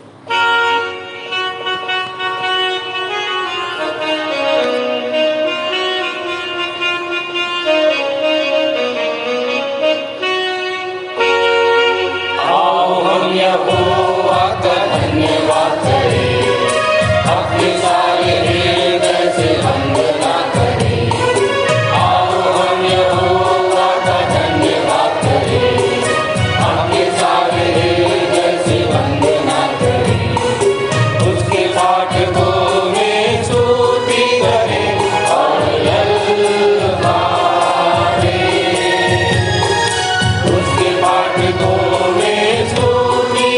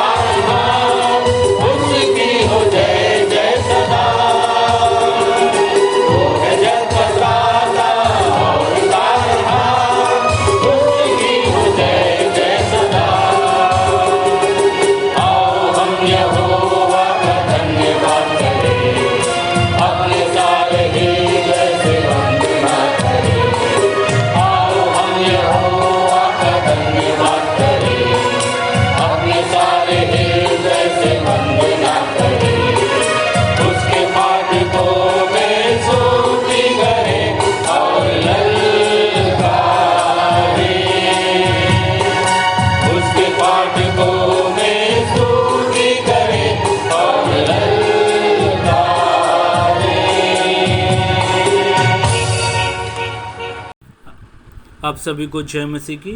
मेरा नाम करण गंगावने है। प्रभु में आए 10 वर्ष हो चुके हैं। आइए प्रार्थना करें, हाथों को जोड़े, सरों को झुकाए, अपना पूरा मन परमेश्वर की ओर लगाए। आकाश के झरोखे खोलकर अपरंपार आशीषों की वर्षा करने वाले पिता, हम यीशु मसीह के नाम से आपके चरणों के समीप में आते प्रभु जी। धन्यवाद करते पिता, आपने हमें संभाले बचाए रखा, हम जीवित है पिता, हम आपका धन्यवाद करते प्रभु। हम धन्यवाद करते प्रभु जी, सप्ताह भर जो आशीषें हमारे जीवन में आपने जोड़ा है पिता, उन आशीषों के द्वारा ही प्रभु कुछ अंश हमने भेंट स्वरूप आपके चरणों में रखा है। चाहते प्रभु जी बड़ी दया और अनुग्रह से, अपनी करुणा से इन भेंटों को ग्रहण कीजिए पिता। प्रभु ये भेंट आपके चरणों में जब हमने रखा है प्रभु, तो ये आपकी महिमा के कार्यों में इस्तेमाल किए जाए, आपके राज्य की बढ़ती में इस्तेमाल किए जाए प्यारे पिता। प्रभु हम चाहते प्रभु जी, जिन छोटे बड़े हाथों ने इन भेंटों को दिया है पिता, उनके भंडार हमेशा हरे भूरे रहे प्रभु जी, उनके खेत खलियान हमेशा हरे भूरे रहे प्यारे पिता। उनके काम धंधों में, आय के स्रोतों में, घर परिवार योजनाओं में आप आशीष और बरकत को दीजिएगा पिता। हम आपसे प्रार्थना करते प्रभु, प्रार्थना करते पिता, जो प्रभु जी अंश हमने अपने घरों में रख छोड़ा है पिता, उसे भी खर्च करने की सद्बुद्धि और शक्ति प्रदान कीजिए पिता, कि पिता परमेश्वर बड़ी समझ के साथ हम उन आशीषों का इस्तेमाल करने वाले हो सके प्रभु। हम प्रार्थना करते प्यारे प्रभु जी पिता, हम प्रार्थना करते पिता, जिन्होंने अपने धन्यवादी मनों को प्रकट किया पिता, बहुत सी वस्तुओं को प्रभु जी भेंट स्वरूप प्यारे पिता आपके चरणों में लाए हैं पिता। उन हर एक धन्यवादी भेंटों को भी आप ग्रहण कीजिए, हम आपसे प्रार्थना करते पिता। प्रभु प्रार्थना करते प्यारे प्रभु जी, प्यारे पिता परमेश्वर, हमें मौद्रिक मानसिकता से बचाइए पिता, परंतु निर्बलता में सामर्थ्य की सिद्धि को हम धारण कर सके प्रभु। पिता परमेश्वर, इन सब से बढ़कर प्रभु जी हम अपने आप को जीवित, पवित्र और आपको भावता और बलिदान करके चढ़ाने वाले हो सके पिता। हम ऐसी प्रार्थना करते हैं पिता। प्रभु जी धन्यवाद करते पिता, आपने हमारी प्रार्थना को सुना है पिता। एक बार फिर से जितने भी ऑनलाइन में आराधना में जुड़े सभी लोगों को, इन भेंटों को आपके चरणों में रखते हुए बड़े धन्यवाद और विश्वास के साथ प्रार्थना और विनती अपने उद्धारकर्ता प्रभु यीशु मसीह के नाम से मांगते हैं, आमीन। मैं मुख्य आचार्य R.K. सोनवानी आप सभी को जय मसीह की। आप लोगों को सूचना से अवगत करा दूं, हमारी रविवारी आराधना ऑनलाइन और ऑफलाइन दोनों चलती है। समय का विशेष ध्यान दें, प्रातः 10 बजे से दोपहर 12:30 बजे तक। जिनको जिनको आराधना में जिम्मेदारी दी जाती है, उनको ऑनलाइन और ऑफलाइन दोनों में बोलना है। ऑनलाइन के लिए अपना ऑडियो बनाकर शुक्रवार शाम तक अवश्य ही मुझको भेज देंगे। विशेष सूचना, प्रायः यह देखा जा रहा है कि ऑनलाइन आराधना में जो प्रार्थना उत्तरवादी पाठ है, जो संदेश है, कि रिकॉर्डिंग शुक्रवार शाम तक नहीं भेजी जाती, जिससे शनिवार रात भर सेटिंग करने में लग जाता है। अतः अब संचालक मंडल द्वारा निर्णय लिया गया है कि जिसकी रिकॉर्डिंग शुक्रवार शाम तक नहीं पहुंचेगी, उसे आने वाले समय में अवसर नहीं दिया जाएगा। तदनुसार इस आदेश का कड़ाई से पालन किया जाएगा। आदेशानुसार संचालक मंडल, विश्वासी मंदिर, बिलासपुर। 4/9/2022 की रविवारी आराधना के लिए आप लोगों को सूचित कर दूं, जिसका संचालन हमारे सहायक आचार्य भाई वीरेंद्र साहू करेंगे। आरंभ की प्रार्थना भाई विक्की ओगले के द्वारा। उत्तरवादी पाठ 2 कुरिन्थी 12 अध्याय, जिसको पूरा पढ़ लेंगे। पढ़ने में अगुवाई श्रीमती लक्ष्मी केवर्थ करेंगी और श्रीमती राजकुमारी लासरे उत्तर देंगी। सामान्य सामाजिक एवं पारिवारिक कलीसियाई प्रार्थना में अगुवाई करेंगे आचार्य श्री राम मनोहर पांडे। संदेश आचार्य पंडित चंद्रशेखर देव तिवारी शास्त्री के द्वारा, जिनका विषय है क्रूस की कथा नाश होने वालों के लिए मूर्खता। क्रूस की कथा नाश होने वालों के लिए मूर्खता। उद्धार पाने के लिए क्रूस का कर्ज कैसे करें अता। 1 कुरिन्थी 1:18 पर आप अपना संदेश बना सकते हैं। प्रभु भोज संचालन आचार्य श्री मूर्ति नारायण करोसिया जी के द्वारा। भेंट की प्रार्थना भाई बंटी गंगावानी के द्वारा। मुख्य संदेश हम अपने संचालक जी से उत्तरवादी पाठ पर सुन लेते हैं। अंतिम प्रार्थना बहन श्रीमती काजल भोरे के द्वारा और अपने संचालक जी की आशीष से सभा का समापन करेंगे। धन्यवाद। आइए और अंत में सुन लेते हैं अपने मंदिर के संचालक जी द्वारा पिछले सप्ताह के संदेशों की समीक्षा, मंदिर की वर्तमान स्थिति एवं भविष्य की योजनाएं तथा उत्तरवादी पाठ पर संक्षिप्त टिप्पणी। सबको जय मसीह की। परमेश्वर का धन्यवाद हो कि उसकी दया और उसके अनुग्रह से हम सब सुरक्षित पाए जाते हैं और मैं आशा रखता हूँ कि आप सब भी आनंदित होंगे, सुरक्षित होंगे।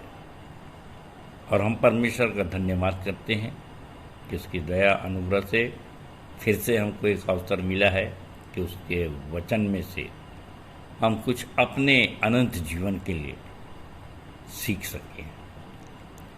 सुप्रियो, अपन पिछले सप्ताह की कुछ बातें याद करना चाहते हैं। पहला हमारे सामने जो संदेश दिया गया था वो हमारी सह संचालिका श्रीमती अर्चना दास के द्वारा, और बहन ने स्वाधीनता दिवस के संदर्भ के साथ 75वीं वर्षगांठ जब हम मना रहे हैं तो उसके साथ संदेश दिया कि यीशु के मृत्यु से पूर्व, यीशु ने अपने मृत्यु से पूर्व अपने चेलों को कैसे स्वाधीन बना दिया और बताया कि तुम जगत की ज्योति हो, तुम्हारे भले कामों को देखकर तुम्हारे परमेश्वर पिता की जो स्वर्ग में है लोग बड़ाई करें, और तुम ईश्वर हो। यूहन्ना 10:34। और बहन का जो मुख्य विषय था वो मत्ती 14:22 से 33 पर है, जहाँ की यीशु मसीह झील पर पानी पर चल के चेलों को दिखाते हैं। और बहन ने बहुत ही सुंदर ढंग से ये हमारे सामने इस बात को रखा कि कैसे हम सामान्य दिमाग के होते हैं और चेले भी पानी पर चलने वालों को भूत समझते हैं।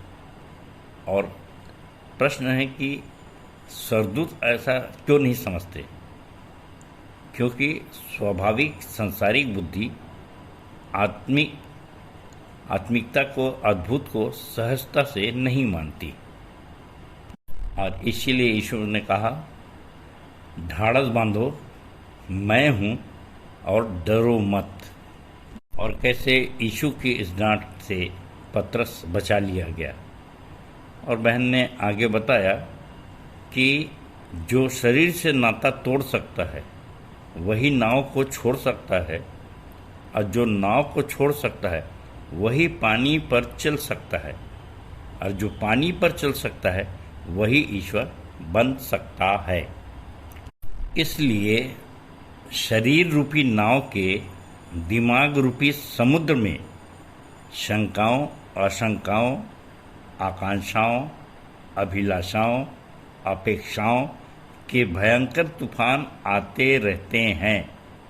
सो इन्हीं में हम गोते लगाते रहते हैं। पर जब परवरदिगार नाव पर आत्मा बन सवार हो जाते हैं, हम भवसागर तुरंत पार हो जाते हैं। बहन ने बहुत ही सुंदर तरीके से अपने वचन को रखा। बहन को परमेश्वर बहुतायत की आशीष दे। बहुत ही उत्तम शब्दों का चयन किया गया और शानदार संदेश हमारे सामने रखा है। प्रियो, इस संबंध में मुझको याद आता है कि एक कविता भी मैंने लिखा था, जो कि हमारे अमन गाना गवन के 5वीं नंबर की कविता है, पृष्ठ 80, और उसी कुछ पंक्तियां यहाँ पर मैं पढ़ना चाहता हूँ। हवा किधर से आती है और किधर को जाती है। हवा किधर से आती है और किधर को जाती है। विपरीत दिशा से चलती हवा अक्सर माझी को डुबा जाती है। उसने चिताया आत्मा में होकर कि हवा का आज का रुख पछुआ है। पछुआ अर्थात पश्चिमी, कि हवा का आज का रुख पछुआ है और मसीह ने हमको बनाया मनुष्यों को पकड़ने वाला मछुआ है। सो कितनी मछलियां आज तक तुमने पकड़ा है। ऐसा तो नहीं कि रोटी, कपड़ा और मकान के पश्चिमी वैभव में जकड़ा है। यदि एक छोटी मछली भी पकड़कर नहीं ले जाएगा, मसीह के सामने न्याय के दिन कौन सा मुंह दिखाएगा। ज्ञान की कुंजी रख हाथ में, क्या देगा दलील और तर्क। याद रख, तब निश्चित होगा तेरे लिए केवल नर्क। सो अभी समय है, पश्चाताप कर, मिटा ले सारे कलंक और दाग। हे सोने वाले जाग, अब मुर्दों में से जी उठ, तब मसीहा की ज्योति तुझ में चमकेगी। इफिसियों 5:14। सो प्रियो, हवा के रुख के विषय में एक कविता थी, और फिर से मैं बहन को हृदय से बहुत धन्यवाद देता हूँ सुंदर संदेश के लिए, और चाहता हूँ कि ऐसे ही सुंदर संदेश को हमारे बीच में आगे भी देते रहें। और इसके पश्चात अपन आगे बढ़ रहे हैं। प्रभु भोज की विधि का प्रभु भोज का संचालन हमारी आचार्य कुमारी प्रतिभा शेष द्वारा किया गया, और बहन ने सुंदर गवाही के साथ अपने संदेश का प्रारंभ किया। और बहन ने कहा, आइए यीशु के बलिदान के विषय में प्राप्त करें कुछ जानकारी। आइए यीशु के बलिदान के विषय में प्राप्त करें कुछ जानकारी।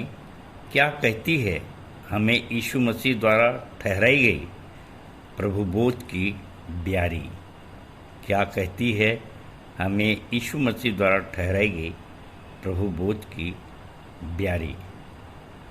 सो प्रभु के मांस और लहू को स्मरण करें। जब भी कभी पियो तो मेरे स्मरण के लिए यही किया करो, ऐसा वचन में लिखाया है। सो बहन ने बताया पहली चीज़ कि प्रभु के मांस और लहू को स्मरण करना है, और दूसरी बात कि हम प्रभु बोध क्यों लेते हैं, और इस पर बहन ने प्रकाश डाला और उसका कई कारण बताया। परंतु जो पहली चीज़ है, जो ईमानदार हैं, ईमानदारी से स्मरण करना चाहते हैं वे लेते हैं, और जो जीवन बदलना चाहते हैं वो लेते हैं, और जो यीशु के पीछे चलना चाहते हैं वो प्रभु भोज लेते हैं, और जो बलिदान होने के लिए हमेशा तैयार रहते हैं वो प्रभु भोज लेते हैं, और जो तन मन धन दूसरों के लिए लगाने के लिए तैयार हैं वे प्रभु भोज लेते हैं। सो आवश्यक है कि अन्य किसी कारण से सिर्फ रीति विधि को पूरी करने के लिए प्रभु भोज न लें, इसे गंभीरता से लें। परमेश्वर बहन को सुंदर संदेश के लिए बहुतायत की आशीष दे। और इसके पश्चात भी मैंने संदेश दिया था प्रेरितों के काम 20:17 से 38 पर, और जिसमें बताया था कि पौलुस की यात्रा, उसकी इफिसुस से विदाई, और इफिसुस में वो ज़्यादा दिन रुकना नहीं चाहता था, मगर उसके चेले उसको रोकना चाहते थे, और वो यरूशलेम पिंतकुस्त के दिन ही पहुंच जाना चाहता था। और वहाँ के विषय में वो कहता है कि हो सकता है कि वहीं मेरा अंत हो जाए या फिर से तुम मेरा चेहरा न देख पाओ। और इसलिए सारी घटना बड़ी भावुक हो जाती है और चेले रोने भी लग जाते हैं। और पौलुस ने समझाया कि रो रो करके मेरा मन कमज़ोर ना करो। सो मृत्यु के बाद के जीवन की वो आशा और आनंद को बताना चाहता है। और विशेष करके 35वें पद में कहता है कि मैंने करके दिखाया और अब आवश्यकता है कि तुम निर्बलों को संभालो, क्योंकि लेने से देना धन्य है। और यदि कोई कहना नहीं मानता तो 25 से 27 पद में पौलुस ने समझाया कि मैं सबके लहू से निर्दोष हूँ। और इसके लिए मैंने यहेजकेल 3:20 भी पढ़ा था कि तुम्हारे लहू का पलटा मुझसे नहीं लेगा।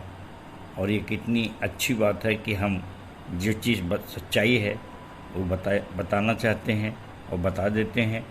और इसके पश्चात अगर उसको कोई सज़ा मिलती है तो उसकी ज़िम्मेदारी वो हम पर नहीं ठहराएगा, अन्यथा अगर हम नहीं चिताते हैं तो हम पर भी वो कार्रवाई करेगा, हमको सज़ा देगा इसकी। सो पौलुस ने सब बहुत अच्छे से समझाया। और उसके जो सार संक्षेप है मैं पढ़ना चाहूँगा। 2 तीमुथियुस 4 का 6वां और 7वां पद, जहाँ ऐसा लिखा है, क्योंकि अब मैं अर्ध की नाई उंडेला जाता हूँ, मेरे कूच का समय आ पहुँचा है। मैं अच्छी कुश्ती लड़ चुका हूँ, मैंने अपनी दौड़ पूरी कर ली है, मैंने विश्वास की रखवाली की है। सो प्रियो, कितने आनंद की बात है कि हम भी ऐसा कह सकें अपने चेलों के साथ, और इस लोक में बहुतायत का जीवन और परलोक में अनंत जीवन को सुनिश्चित कर सकें। ऐसा मैंने संदेश दिया था। सो परमेश्वर अपने इस वचन पर भी आशीष दे। अब आज के उत्तरवादी पाठ में अपन आगे बढ़ रहे हैं। सो आज का उत्तरवादी पाठ है 1 कुरिन्थियों 15 का 12 से 28 पद। आइए इस पर मनन करें। सो 1 कुरिन्थियों 15 12 से 28, और इसमें 12वें पद में इस प्रकार से लिखा है कि सो जबकि मसीह का यह प्रचार किया जाता है कि वह मरे हुओं में से जी उठा, तो तुम में से कितने क्यों कर कहते हैं कि मरे हुओं का पुनरुत्थान है ही नहीं। यदि मरे हुओं का पुनरुत्थान नहीं तो मसीह भी नहीं जी उठा, और यदि मसीह नहीं जी उठा तो हमारा प्रचार करना भी व्यर्थ है और तुम्हारा विश्वास भी व्यर्थ है। सो प्रियो, पिछले सप्ताह के संदेश में मैंने ऐसे ही कहा था कि हो सकता है कि अगले हफ्ते मैं आप लोगों के सामने ना रहूं, और इसका कारण ये था कि आज नहीं, कल नहीं, परसों नहीं, उम्र होती जाती है और मैं भी लगभग 70 साल का हो रहा हूँ, तो कभी न कभी ये खबर तो आएगी। और अक्सर हमारे बीच में से हम सुनिश्चित नहीं करते हैं कि हम कब ख़त्म होंगे, क्योंकि तो परमेश्वर की इच्छा होती है और किसी के लिए भविष्यवाणी भी हम नहीं करते। परंतु ये जानते हैं कि ये जो देह है ये हमको छोड़ना है, और सारा संसार इस बात से दुखित होता है। परंतु यहाँ पर पौलुस ने मृत्यु और पुनरुत्थान पर बहुत अच्छे संदेश दिए हैं, लिखे हैं, और कुरिन्थियों की मंडली को, और जो हमारे लिए भी बहुत आनंददायक हैं और अक्सर हमारी शांति के लिए, ढाढ़स देने के लिए एक दूसरे को ये 1 कुरिन्थियों 15 अध्याय के बहुत से पद पढ़े जाते हैं, खासकर मृत्यु के समय। और इसमें से कुछ पद पर हम विचार कर रहे हैं और उसमें ये चीज़ सबसे महत्वपूर्ण है कि मृत्यु के बाद की जो स्थिति है उसका आनंद हमको मृत्यु से पूर्व ही होना चाहिए। हमारा दुख अन्यों के समान न हो जिन्हें आशा नहीं। पर अगर संपादकीय भाग को देखा जाए हमान गाना गाबुन के, और इसमें मैंने कहा है कि हमारे जो प्रकाशन और दर्शन है, और जिसको अक्सर मैं कहता हूँ कि जैसे गलातियों 11 में पौलुस को दर्शन मिला था, तो वैसे ये दर्शन है। और इसके विषय में कि रूढ़िवादी एवं व्यावसायिक एवं धार्मिकता वाले अगुए इसे सहजता से स्वीकार नहीं करते। इसलिए यीशु ने कहा है कि नया दाखरस पुरानी वस्तुओं में नहीं रखा जाता, मत्ती 9:17। और इसमें कुछ सामाजिक अगुवे भी होते हैं जो संक्रामक दर्शन को नहीं समझ पाते हैं। अतः ऐसे सिद्धांतों का विवादित होना तो स्वाभाविक ही है। साथ ही लेखक की क्रूरतम मौत भी निश्चित होती रही है, परंतु जो प्रेम मित्र यीशु मसीह से विश्वासी मंदिर के प्रेरणादायकों और सदस्यों से प्राप्त हुआ, उसके बदले यदि ऐसी सज़ा मिलती भी है तो अपने आप को भाग्यशाली ही समझूंगा, क्योंकि मैंने विश्वास की आंखों से उस बंगले को देख लिया है जिसके लिए यीशु ने अपनी प्रतिज्ञानुसार वचन दिया है कि जहाँ मैं रहूँगा वहाँ तुम भी रहोगे।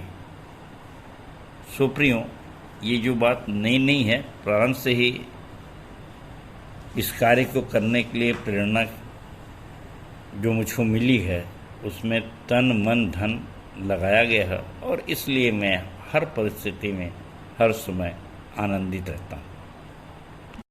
सो प्रियो, ये आशा की बातें हमको मिलती कहाँ से हैं, और इसलिए 19वां पद आपके सामने पढ़ रहा हूँ। यही पहला कुरिन्थियों 15 का 19वां। यदि हम केवल इसी जीवन में मसीह से आशा रखते हैं तो हम सब मनुष्यों में सबसे अधिक अभागे हैं। प्रियो, जब शरीर और आत्मा की बात आती है तो हमारे अन्य जाति भाई भी बहुत बढ़ चढ़ करके आत्मा जिंदा रहती है, आत्मा के विषय में बताते हैं। और रोमी 8 का अगर 10 देखा जाए तो वहाँ पर बहुत स्पष्ट रूप से लिखा है कि हमारी देह तो मरी हुई है पर आत्मा जिंदा है, देह पाप के कारण मरी हुई है। सो प्रियो, कितने ऐसे वचन हैं कि मृत्यु का डंक पाप है, पाप का बल व्यवस्था है। सो हमको अपनी इस देह को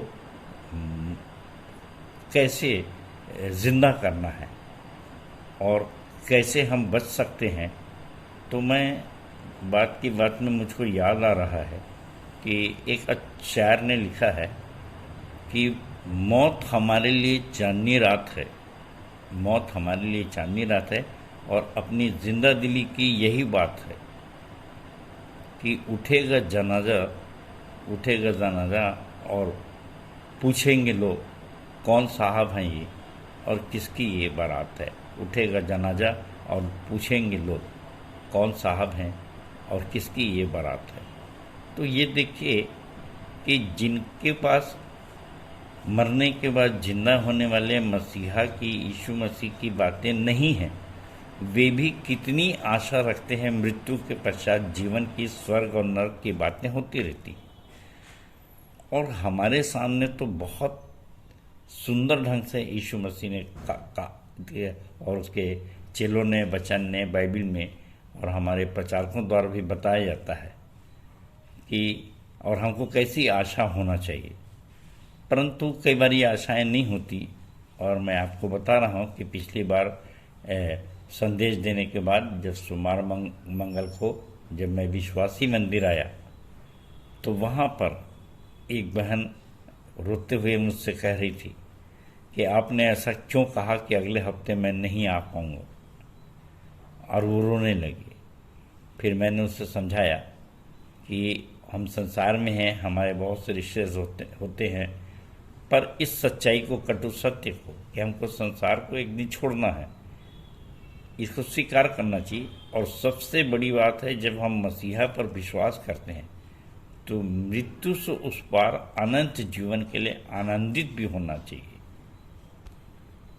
और प्रियो, मरने का मज़ा, मरने का अनुभव हमको कैसे होता है, मैंने अपनी गवाही दिया है। अपोलो के समय 16/4/2004 में कैसे मुझको अटैक आया, और वहाँ पर भी कैसे आनंदित मैं रहा, और तब मैं अनुभव कर सका कि दानियल शेर के मान में कितना आनंदित होगा, और शद्रक मेशक अबेदनगो आग में जाने के बाद कितने आनंदित रहे होंगे जब उनके साथ यीशु मसीह भी चल रहे थे, परमेश्वर चल रहा था। और पहला बलिदान, पहला शहीदी इस्तफानुस को याद करते हैं कि जब उसको पत्थर वहाँ मारा किया जा रहा था, तो उसने आकाश को खुला हुआ देखा। सो प्रियो, प्रतिदिन मरने का एक अलग से अनुभव है, जो सिर्फ वही अनुभव प्राप्त कर सकता है। जैसे कि पौलुस ने कहा, 15 का 31वां पद आपके सामने पढ़ देता हूँ। हे भाइयों, मुझे उस घमंड की सो जो हमारे प्रभु यीशु मसीह में मैं तुम्हारे विषय में करता हूँ कि मैं प्रतिदिन मरता हूँ। और इसीलिए 36वें पद में कहता है कि हे निर्बुद्धि, जो कुछ तू बोता है, जब तक वह न मरे जिलाया नहीं जाता। तो जब तक तू मरेगा नहीं तो जिलाया कैसे जाएगा। तो प्रियो, मरने के लिए तैयार होना और भी आनंद के साथ जाना एक अलग ही बात है। अपनी कमर कस लीजिए, और ऐसा दृढ़ निश्चय अगर आप रखते हैं तो निश्चित रूप से आपको मृत्यु से उस पार जीवन का जो अनुभव है परमेश्वर अवश्य ही देगा। और हमारे बीच में भी ये गवाही होती रहती है, समय समय पे मैं भी गवाही देता हूँ, हमारी बहन अर्चना दास ने भी गवाही दी, और बहन अल्पना राम ने भी दी। और अभी अभी कोरोना के संक्रमण के समय बहुत सी गवाही हो गई, क्योंकि आपने देखा कि कितने जवान लोग अचानक ही प्रभु में सो गए, और कितनी मृत्यु हुई जो प्रभु को जानते नहीं थे। और उनके और हमारी मृत्यु में एक अंतर है, एक फासला है, और वो यही है कि हमको पहले से मरने का अनुभव होता है। और इसीलिए 19वें पद में पौलुस ने कहा कि यदि हम इसी जीवन से आशा रखते हैं तो सबसे अधिक अभागे हैं, हमारी स्थिति दयनीय है। इसलिए पौलुस इसी 1 कुरिन्थियों 4 के 9वें पद में कहता है, और मैं आपके सामने पढ़ना चाहता हूँ कि मेरी समझ में परमेश्वर ने हम प्रेरितों को सबके बाद उन लोगों की नहीं ठहराया है जिनकी मृत्यु की आज्ञा हो चुकी है, क्योंकि हम जगत और स्वर्गदूतों और मनुष्यों के लिए एक तमाशा ठहरे हैं। सो प्रिय, हार्ट अटैक की गवाही के पश्चात लोगों ने मेरे लिए भी कहा था, ये तो तमाशा है ऐसा दिखाना कि आप अभी क्यों गवाही लिख दिए 1.5 महीने के बाद। तो ये सब बात होती हैं, परंतु मैं ये कहता हूँ कि जब भी आपको परमेश्वर के लिए, प्रभु के लिए, मसीहा के लिए मरने का अवसर मिले तो चूकिए मत।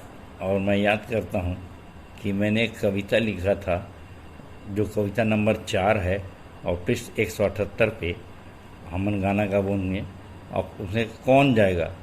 सो ऐसे अवसर के लिए प्रभु, ये स्वर्ण अवसर मेरे लिए है, सो मुझे ही देना, मेरी जगह किसी और को हरगिज़ न भेज देना।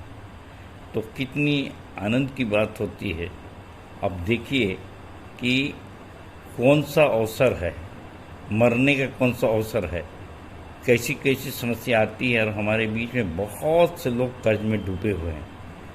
अब प्रश्न उठता है कि कौन सामरी बनेगा, कौन सवारी से उतरेगा, कौन उधारी लेकर उनके कर्ज को पाट सकता है।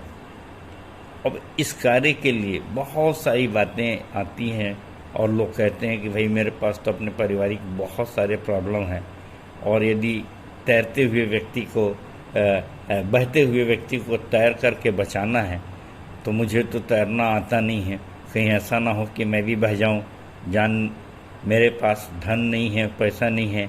और अंदर से एक बात होती है, ऐसा ना हो कि मेरा पैसा डूब जाए, इत्यादि इत्यादि। यहाँ पर प्रियो मैं एक चुटकी लेना चाहता हूँ। मज़े की बात है कि पिछली बार जब मैंने कहा था कि हो सकता है कि अगले हफ्ते मैं ना आऊँ, तो जो मेरा लग रहे थे मेरा कर्जा लिए हुए हैं वो ठंडी आहें भरने लगे और जिनको मुझको देना था मैंने देखा कि वो परेशान हो गए। प्रियो, अपने लोगों को मैं सारांश में यही कहूँगा कि दूसरा राजा 4 और 7 में देखा जाए तो एलीशा के सामने भी ये समस्या थी और उसने कैसे एक विधवा को तेल को इतना बढ़ाया, आशीष दिया कि उसको बेचकर उसने कर्जा को पाट लिया। सो हमारे सामने भी एलीशा बनने का ये शानदार अवसर होता है, क्योंकि आप सब जानते तो हैं कि इस संसार के लोग ज्योति के लोगों से ज़्यादा चतुर हैं। सो प्रियो, ये शक्ति पाने के लिए एक आखिरी पद पढ़ रहा हूँ जिसमें सावधानी है 15 का 33वां पद, जहाँ पे लिखा है, धोखा ना खाना, बुरी संगति अच्छे चरित्र को बिगाड़ देती है। हमारी जो संगति है अगर सामाजिक लोगों से है और नामधारी लोगों से है, इंटेलेक्चुअल लोगों से है, अर्थात धार्मिक विश्वासी इतवारी इस टाइप के लोगों से है, तो निश्चित रूप से हमारा खून ठंडा हो जाएगा। बहुत सी मुश्किलें बताकर हमको सरगर्म नहीं कर सकते कि हम समस्या का सामना करें। सो मेरे प्रियो, हम गाना भी गाते हैं कि ये मत कहो खुदा से कि मेरी मुश्किलें बड़ी हैं, पर मेरे खुदा से कह दो कि मेरा खुदा, मुश्किलों से कह दो कि मेरा खुदा बड़ा है। आइए हम प्राण देने तक विश्वास योग्य बने रहें ताकि जीवन के मुकुट को प्राप्त कर सकें। परमेश्वर अपने वचन के कहे जाने पर आशीष दे। सबको जय मसीह की, जय मसीह की और जय मसीह की। धन्यवाद। उत्तरवादी पाठ पर सुंदर सारगर्भित एवं व्यवहारिक टिप्पणी के लिए अपने संचालक जी का बहुत बहुत धन्यवाद करते हैं। तालियां।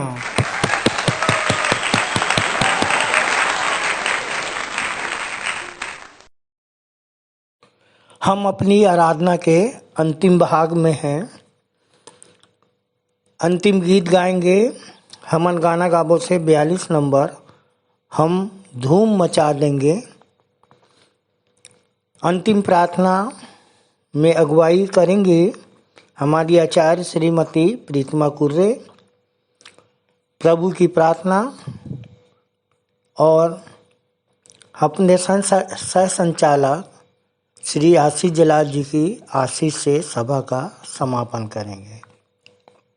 गाएंगे हमन गाना गाबुन से 42 नंबर, हम धूम मचा देंगे।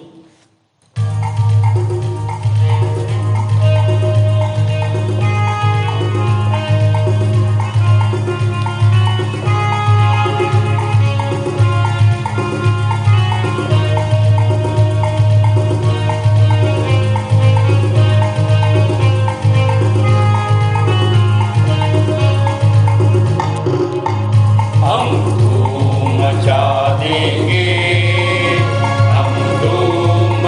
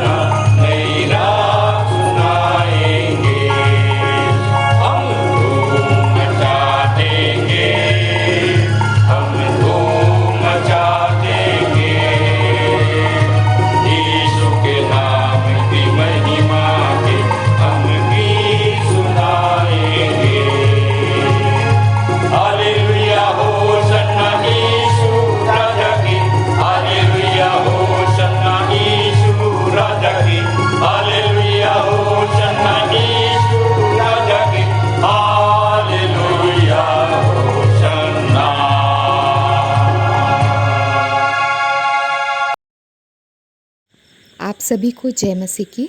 मेरा नाम आचार्य श्रीमती प्रियतमा कुर्रे है। मंदिर आते हुए मुझे लगभग 22 वर्ष हो गए। और आइए हम सब अंतिम प्रार्थना करने के लिए हाथ जोड़ें, आंखें बंद कर लें, अपना ध्यान परमेश्वर की ओर लगाएं। महान दयालु सर्वशक्तिमान पिता, स्वर्ग और पृथ्वी के सृजनहार प्रभु जी, बड़े ही धन्यवाद के साथ एक बार फिर से आपके चरणों के समीप आते हैं पिता। धन्यवाद करते हैं प्रभु जी कि आज की आराधना में आपने हमारी सहायता की। शुरू से लेकर अब तक पिता परमेश्वर आपने हम सभी को संभाल बचा कर रखा और पिता परमेश्वर ये सुंदर अवसर दिया कि इस प्रार्थना के द्वारा आपसे बातचीत करने पाते हैं। प्रेमी पिता परमेश्वर, प्रार्थना और निवेदन करते हैं कि जितने भी लोग आज की ऑनलाइन आराधना में सम्मिलित हुए हैं पिता, उन सब पर आपका आशीष भरा हाथ होने पाए। पिता परमेश्वर, जितने बीमार हैं प्रभु, उन सब पर आपका चंगाई भरा हाथ हो। और प्रभु जी, जिनकी जैसी आवश्यकता है प्रभु, आप उन्हें उनकी आवश्यकता के अनुसार आशीषें दीजिए प्रभु जी, ताकि पिता परमेश्वर वे आपकी बड़ी गवाही का कारण बन सकें। प्रेमी पिता परमेश्वर, हमारे भेंटों का चढ़ाया जाना, हमारे गीतों का गाया जाना, हमारे संदेश का सुना जाना, प्रभु भोज का ग्रहण किया जाना पिता, सब कुछ आपको सुखदायक सुगंध के रूप में ग्रहण योग्य हो। पिता परमेश्वर, जितनी गवाहियाँ आपके नाम से हुई प्रभु, उन सब पर भी हम आपकी आशीष को चाहते हैं। पिता परमेश्वर, वे अपनी इस गवाहियों को दृढ़ता से थामे रहें और प्रभु जी आपके नाम की महिमा करने वाले हो सकें। प्रेमी पिता परमेश्वर, जितने लोगों ने अपने नाम प्रार्थना के लिए दिए हैं प्रभु जी, उन सब पर भी हम आपकी आशीष को चाहते हैं पिता, ताकि पिता परमेश्वर प्रार्थना और निवेदन करते हैं पिता परमेश्वर कि वे स्वस्थ और भले चंगे होकर अपनी समस्याओं से छुटकारा प्राप्त करके आपकी महिमा का कारण ठहर सकें। प्रेमी पिता परमेश्वर, आज के संदेश के माध्यम से जो वचन बोया गया प्रभु जी, उस पर भी हम आपकी आशीष को चाहते हैं पिता परमेश्वर। जैसा कि आदम ने प्रभु जी इस संसार में आकर पाप किया और मृत्यु ने उसके द्वारा प्रभु जी इस संसार पर राज्य किया और मनुष्य जाति को प्रभु जी परमेश्वर से अलग किया, परंतु पिता परमेश्वर द्वितीय आदम ने प्रभु, जो कि यीशु मसीह के रूप में हमारे बीच में आया, उसने मृत्यु को हराकर प्रभु जी जीवन से भी बढ़कर पिता परमेश्वर हमें आशीष दी है। प्रेमी पिता परमेश्वर, हम आपका धन्यवाद करते हैं कि हम एक ऐसे ईश्वर को मानते और जानते हैं प्रभु, जिसने मृत्यु पर विजय पाई है, क्योंकि संसार पिता परमेश्वर आज मृत्यु से डरता है और पता नहीं कल क्या होगा, इसी चिंता में खोया रहता है और प्रभु जी आज की ज़िंदगी को आनंदमय नहीं बना पाता है। प्रेमी पिता परमेश्वर, इसलिए हम धन्यवाद करते हैं कि हमने उस मृत्युंजय ईश्वर को माना है प्रभु, जिसने मृत्यु को हराकर प्रभु जी हम सबको एक आशीष दी है पिता और नया जीवन दिया है। प्रेमी पिता परमेश्वर, होने दीजिए प्रभु कि हम प्रेम, पाप, विश्वास, उद्धार, इन सब बातों को अच्छी रीति से समझकर प्रभु जी आपके आनंद में सहभागी हो सकें और प्रभु जी मृत्यु पर विजय प्राप्त करके हम भी एक दिन प्रभु बहुतों को ज़िंदगी देने वाले हो सकें। प्रेमी पिता परमेश्वर, प्रार्थना और निवेदन करते हैं जितने लोग विश्वास में कमज़ोर हैं प्रभु, उन सब पर आपकी आशीष होने पाए। प्रभु जी, हम इसी जीवन से आशा रखने वाले ना हों और पिता परमेश्वर, हम दृढ़ और निश्चिंत होकर प्रभु जी आप पर विश्वास कर सकें और प्रभु जी अपने विश्वास को दृढ़ता से थामे रहकर प्रभु प्रेम करना सीख सकें, क्योंकि पिता परमेश्वर, जब हम प्रेम करते हैं तो निश्चित हमारे जीवन में ये धारणा आती है कि हम मृत्यु पर भी विजय प्राप्त कर सकते हैं। प्रेमी पिता परमेश्वर, हम धन्यवाद करते हैं कि आपने हमसे ऐसा प्रेम किया कि अपने इकलौते पुत्र को हमारे लिए दे दिया और उस पर विश्वास करने के द्वारा प्रभु हमने अनंत जीवन प्राप्त किया है। प्रेमी पिता परमेश्वर, आज आप हमारे ही अंदर निवास करते हैं और अनंत जीवन का स्वाद हमें चखाते हैं प्रभु, इसलिए हम धन्यवाद करते हैं कि पिता परमेश्वर, हम इसी जीवन से आशा नहीं रखते और प्रभु आपकी महिमा के लिए प्रभु हम अनंत आशा में जीवित रहते हैं। प्रेमी पिता परमेश्वर, इसलिए हम आपका धन्यवाद करते हैं। प्रार्थना और निवेदन करते हैं प्रभु जी, मंदिर के जितने आचार्य हैं, सहायक आचार्य हैं और जितने भी कार्यकर्ता हैं प्रभु, जो तन मन धन लगाकर प्रभु जी आपके नाम की महिमा करते हैं प्रभु, उन सब पर आपकी आशीष होने पाए। प्रेमी पिता परमेश्वर, प्रार्थना निवेदन करते हैं अपने संचालक और संचालक मंडल के लिए प्रभु जी कि पिता परमेश्वर आपने उन पर प्रकट किया और इन भेद भरी बातों को उन्होंने हम पर प्रकट किया पिता, इसलिए हम आपका धन्यवाद करते हैं। प्रार्थना करते हैं प्रभु उन पर और उनके पूरे परिवार पर आपकी आशीष बनी रहे। प्रेमी पिता परमेश्वर, जब तक हम दोबारा नहीं मिलते तब तक प्रभु आपके नाम के सुसमाचार का प्रचार कर सकें। अगले सप्ताह फिर से नई नई गवाहियों को लेकर, नई नई आत्माओं को लेकर प्रभु आपकी महिमा करने वाले हो सकें, एकत्रित होने वाले हो सकें। प्रेमी पिता परमेश्वर, सप्ताह भर के लिए अपने देह प्राण आत्मा आपके हाथों में सौंपते हुए छोटी दुआ उद्धारकर्ता प्रभु यीशु मसीह के नाम से मांगते हैं। हे हमारे पिता, तू जो स्वर्ग में है, तेरा नाम पवित्र माना जाए, तेरा राज्य आए, तेरी इच्छा जैसे स्वर्ग में पूरी होती है वैसे ही इस पृथ्वी पर भी पूरी हो। हमारे दिन भर की रोटी आज हमें दे, और जैसे हमने अपने अपराधियों को क्षमा किया है वैसे ही तू भी हमारे अपराधों को क्षमा कर, और हमें परीक्षा में ना डाल, परंतु बुराई से बचा, क्योंकि राज्य, पराक्रम और महिमा सदा तेरे ही हैं। आमीन। और अब हमारे पिता परमेश्वर का प्रेम, खुदावन प्रभु यीशु मसीह का अनुग्रह है, पवित्र आत्मा की शांति और सहभागिता हम सब के ऊपर अब से लेकर सदाकाल तक होती रहे। आमीन।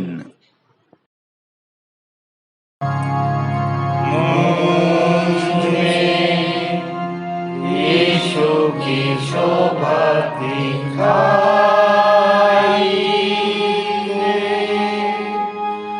उसका अद्भुत प्यारा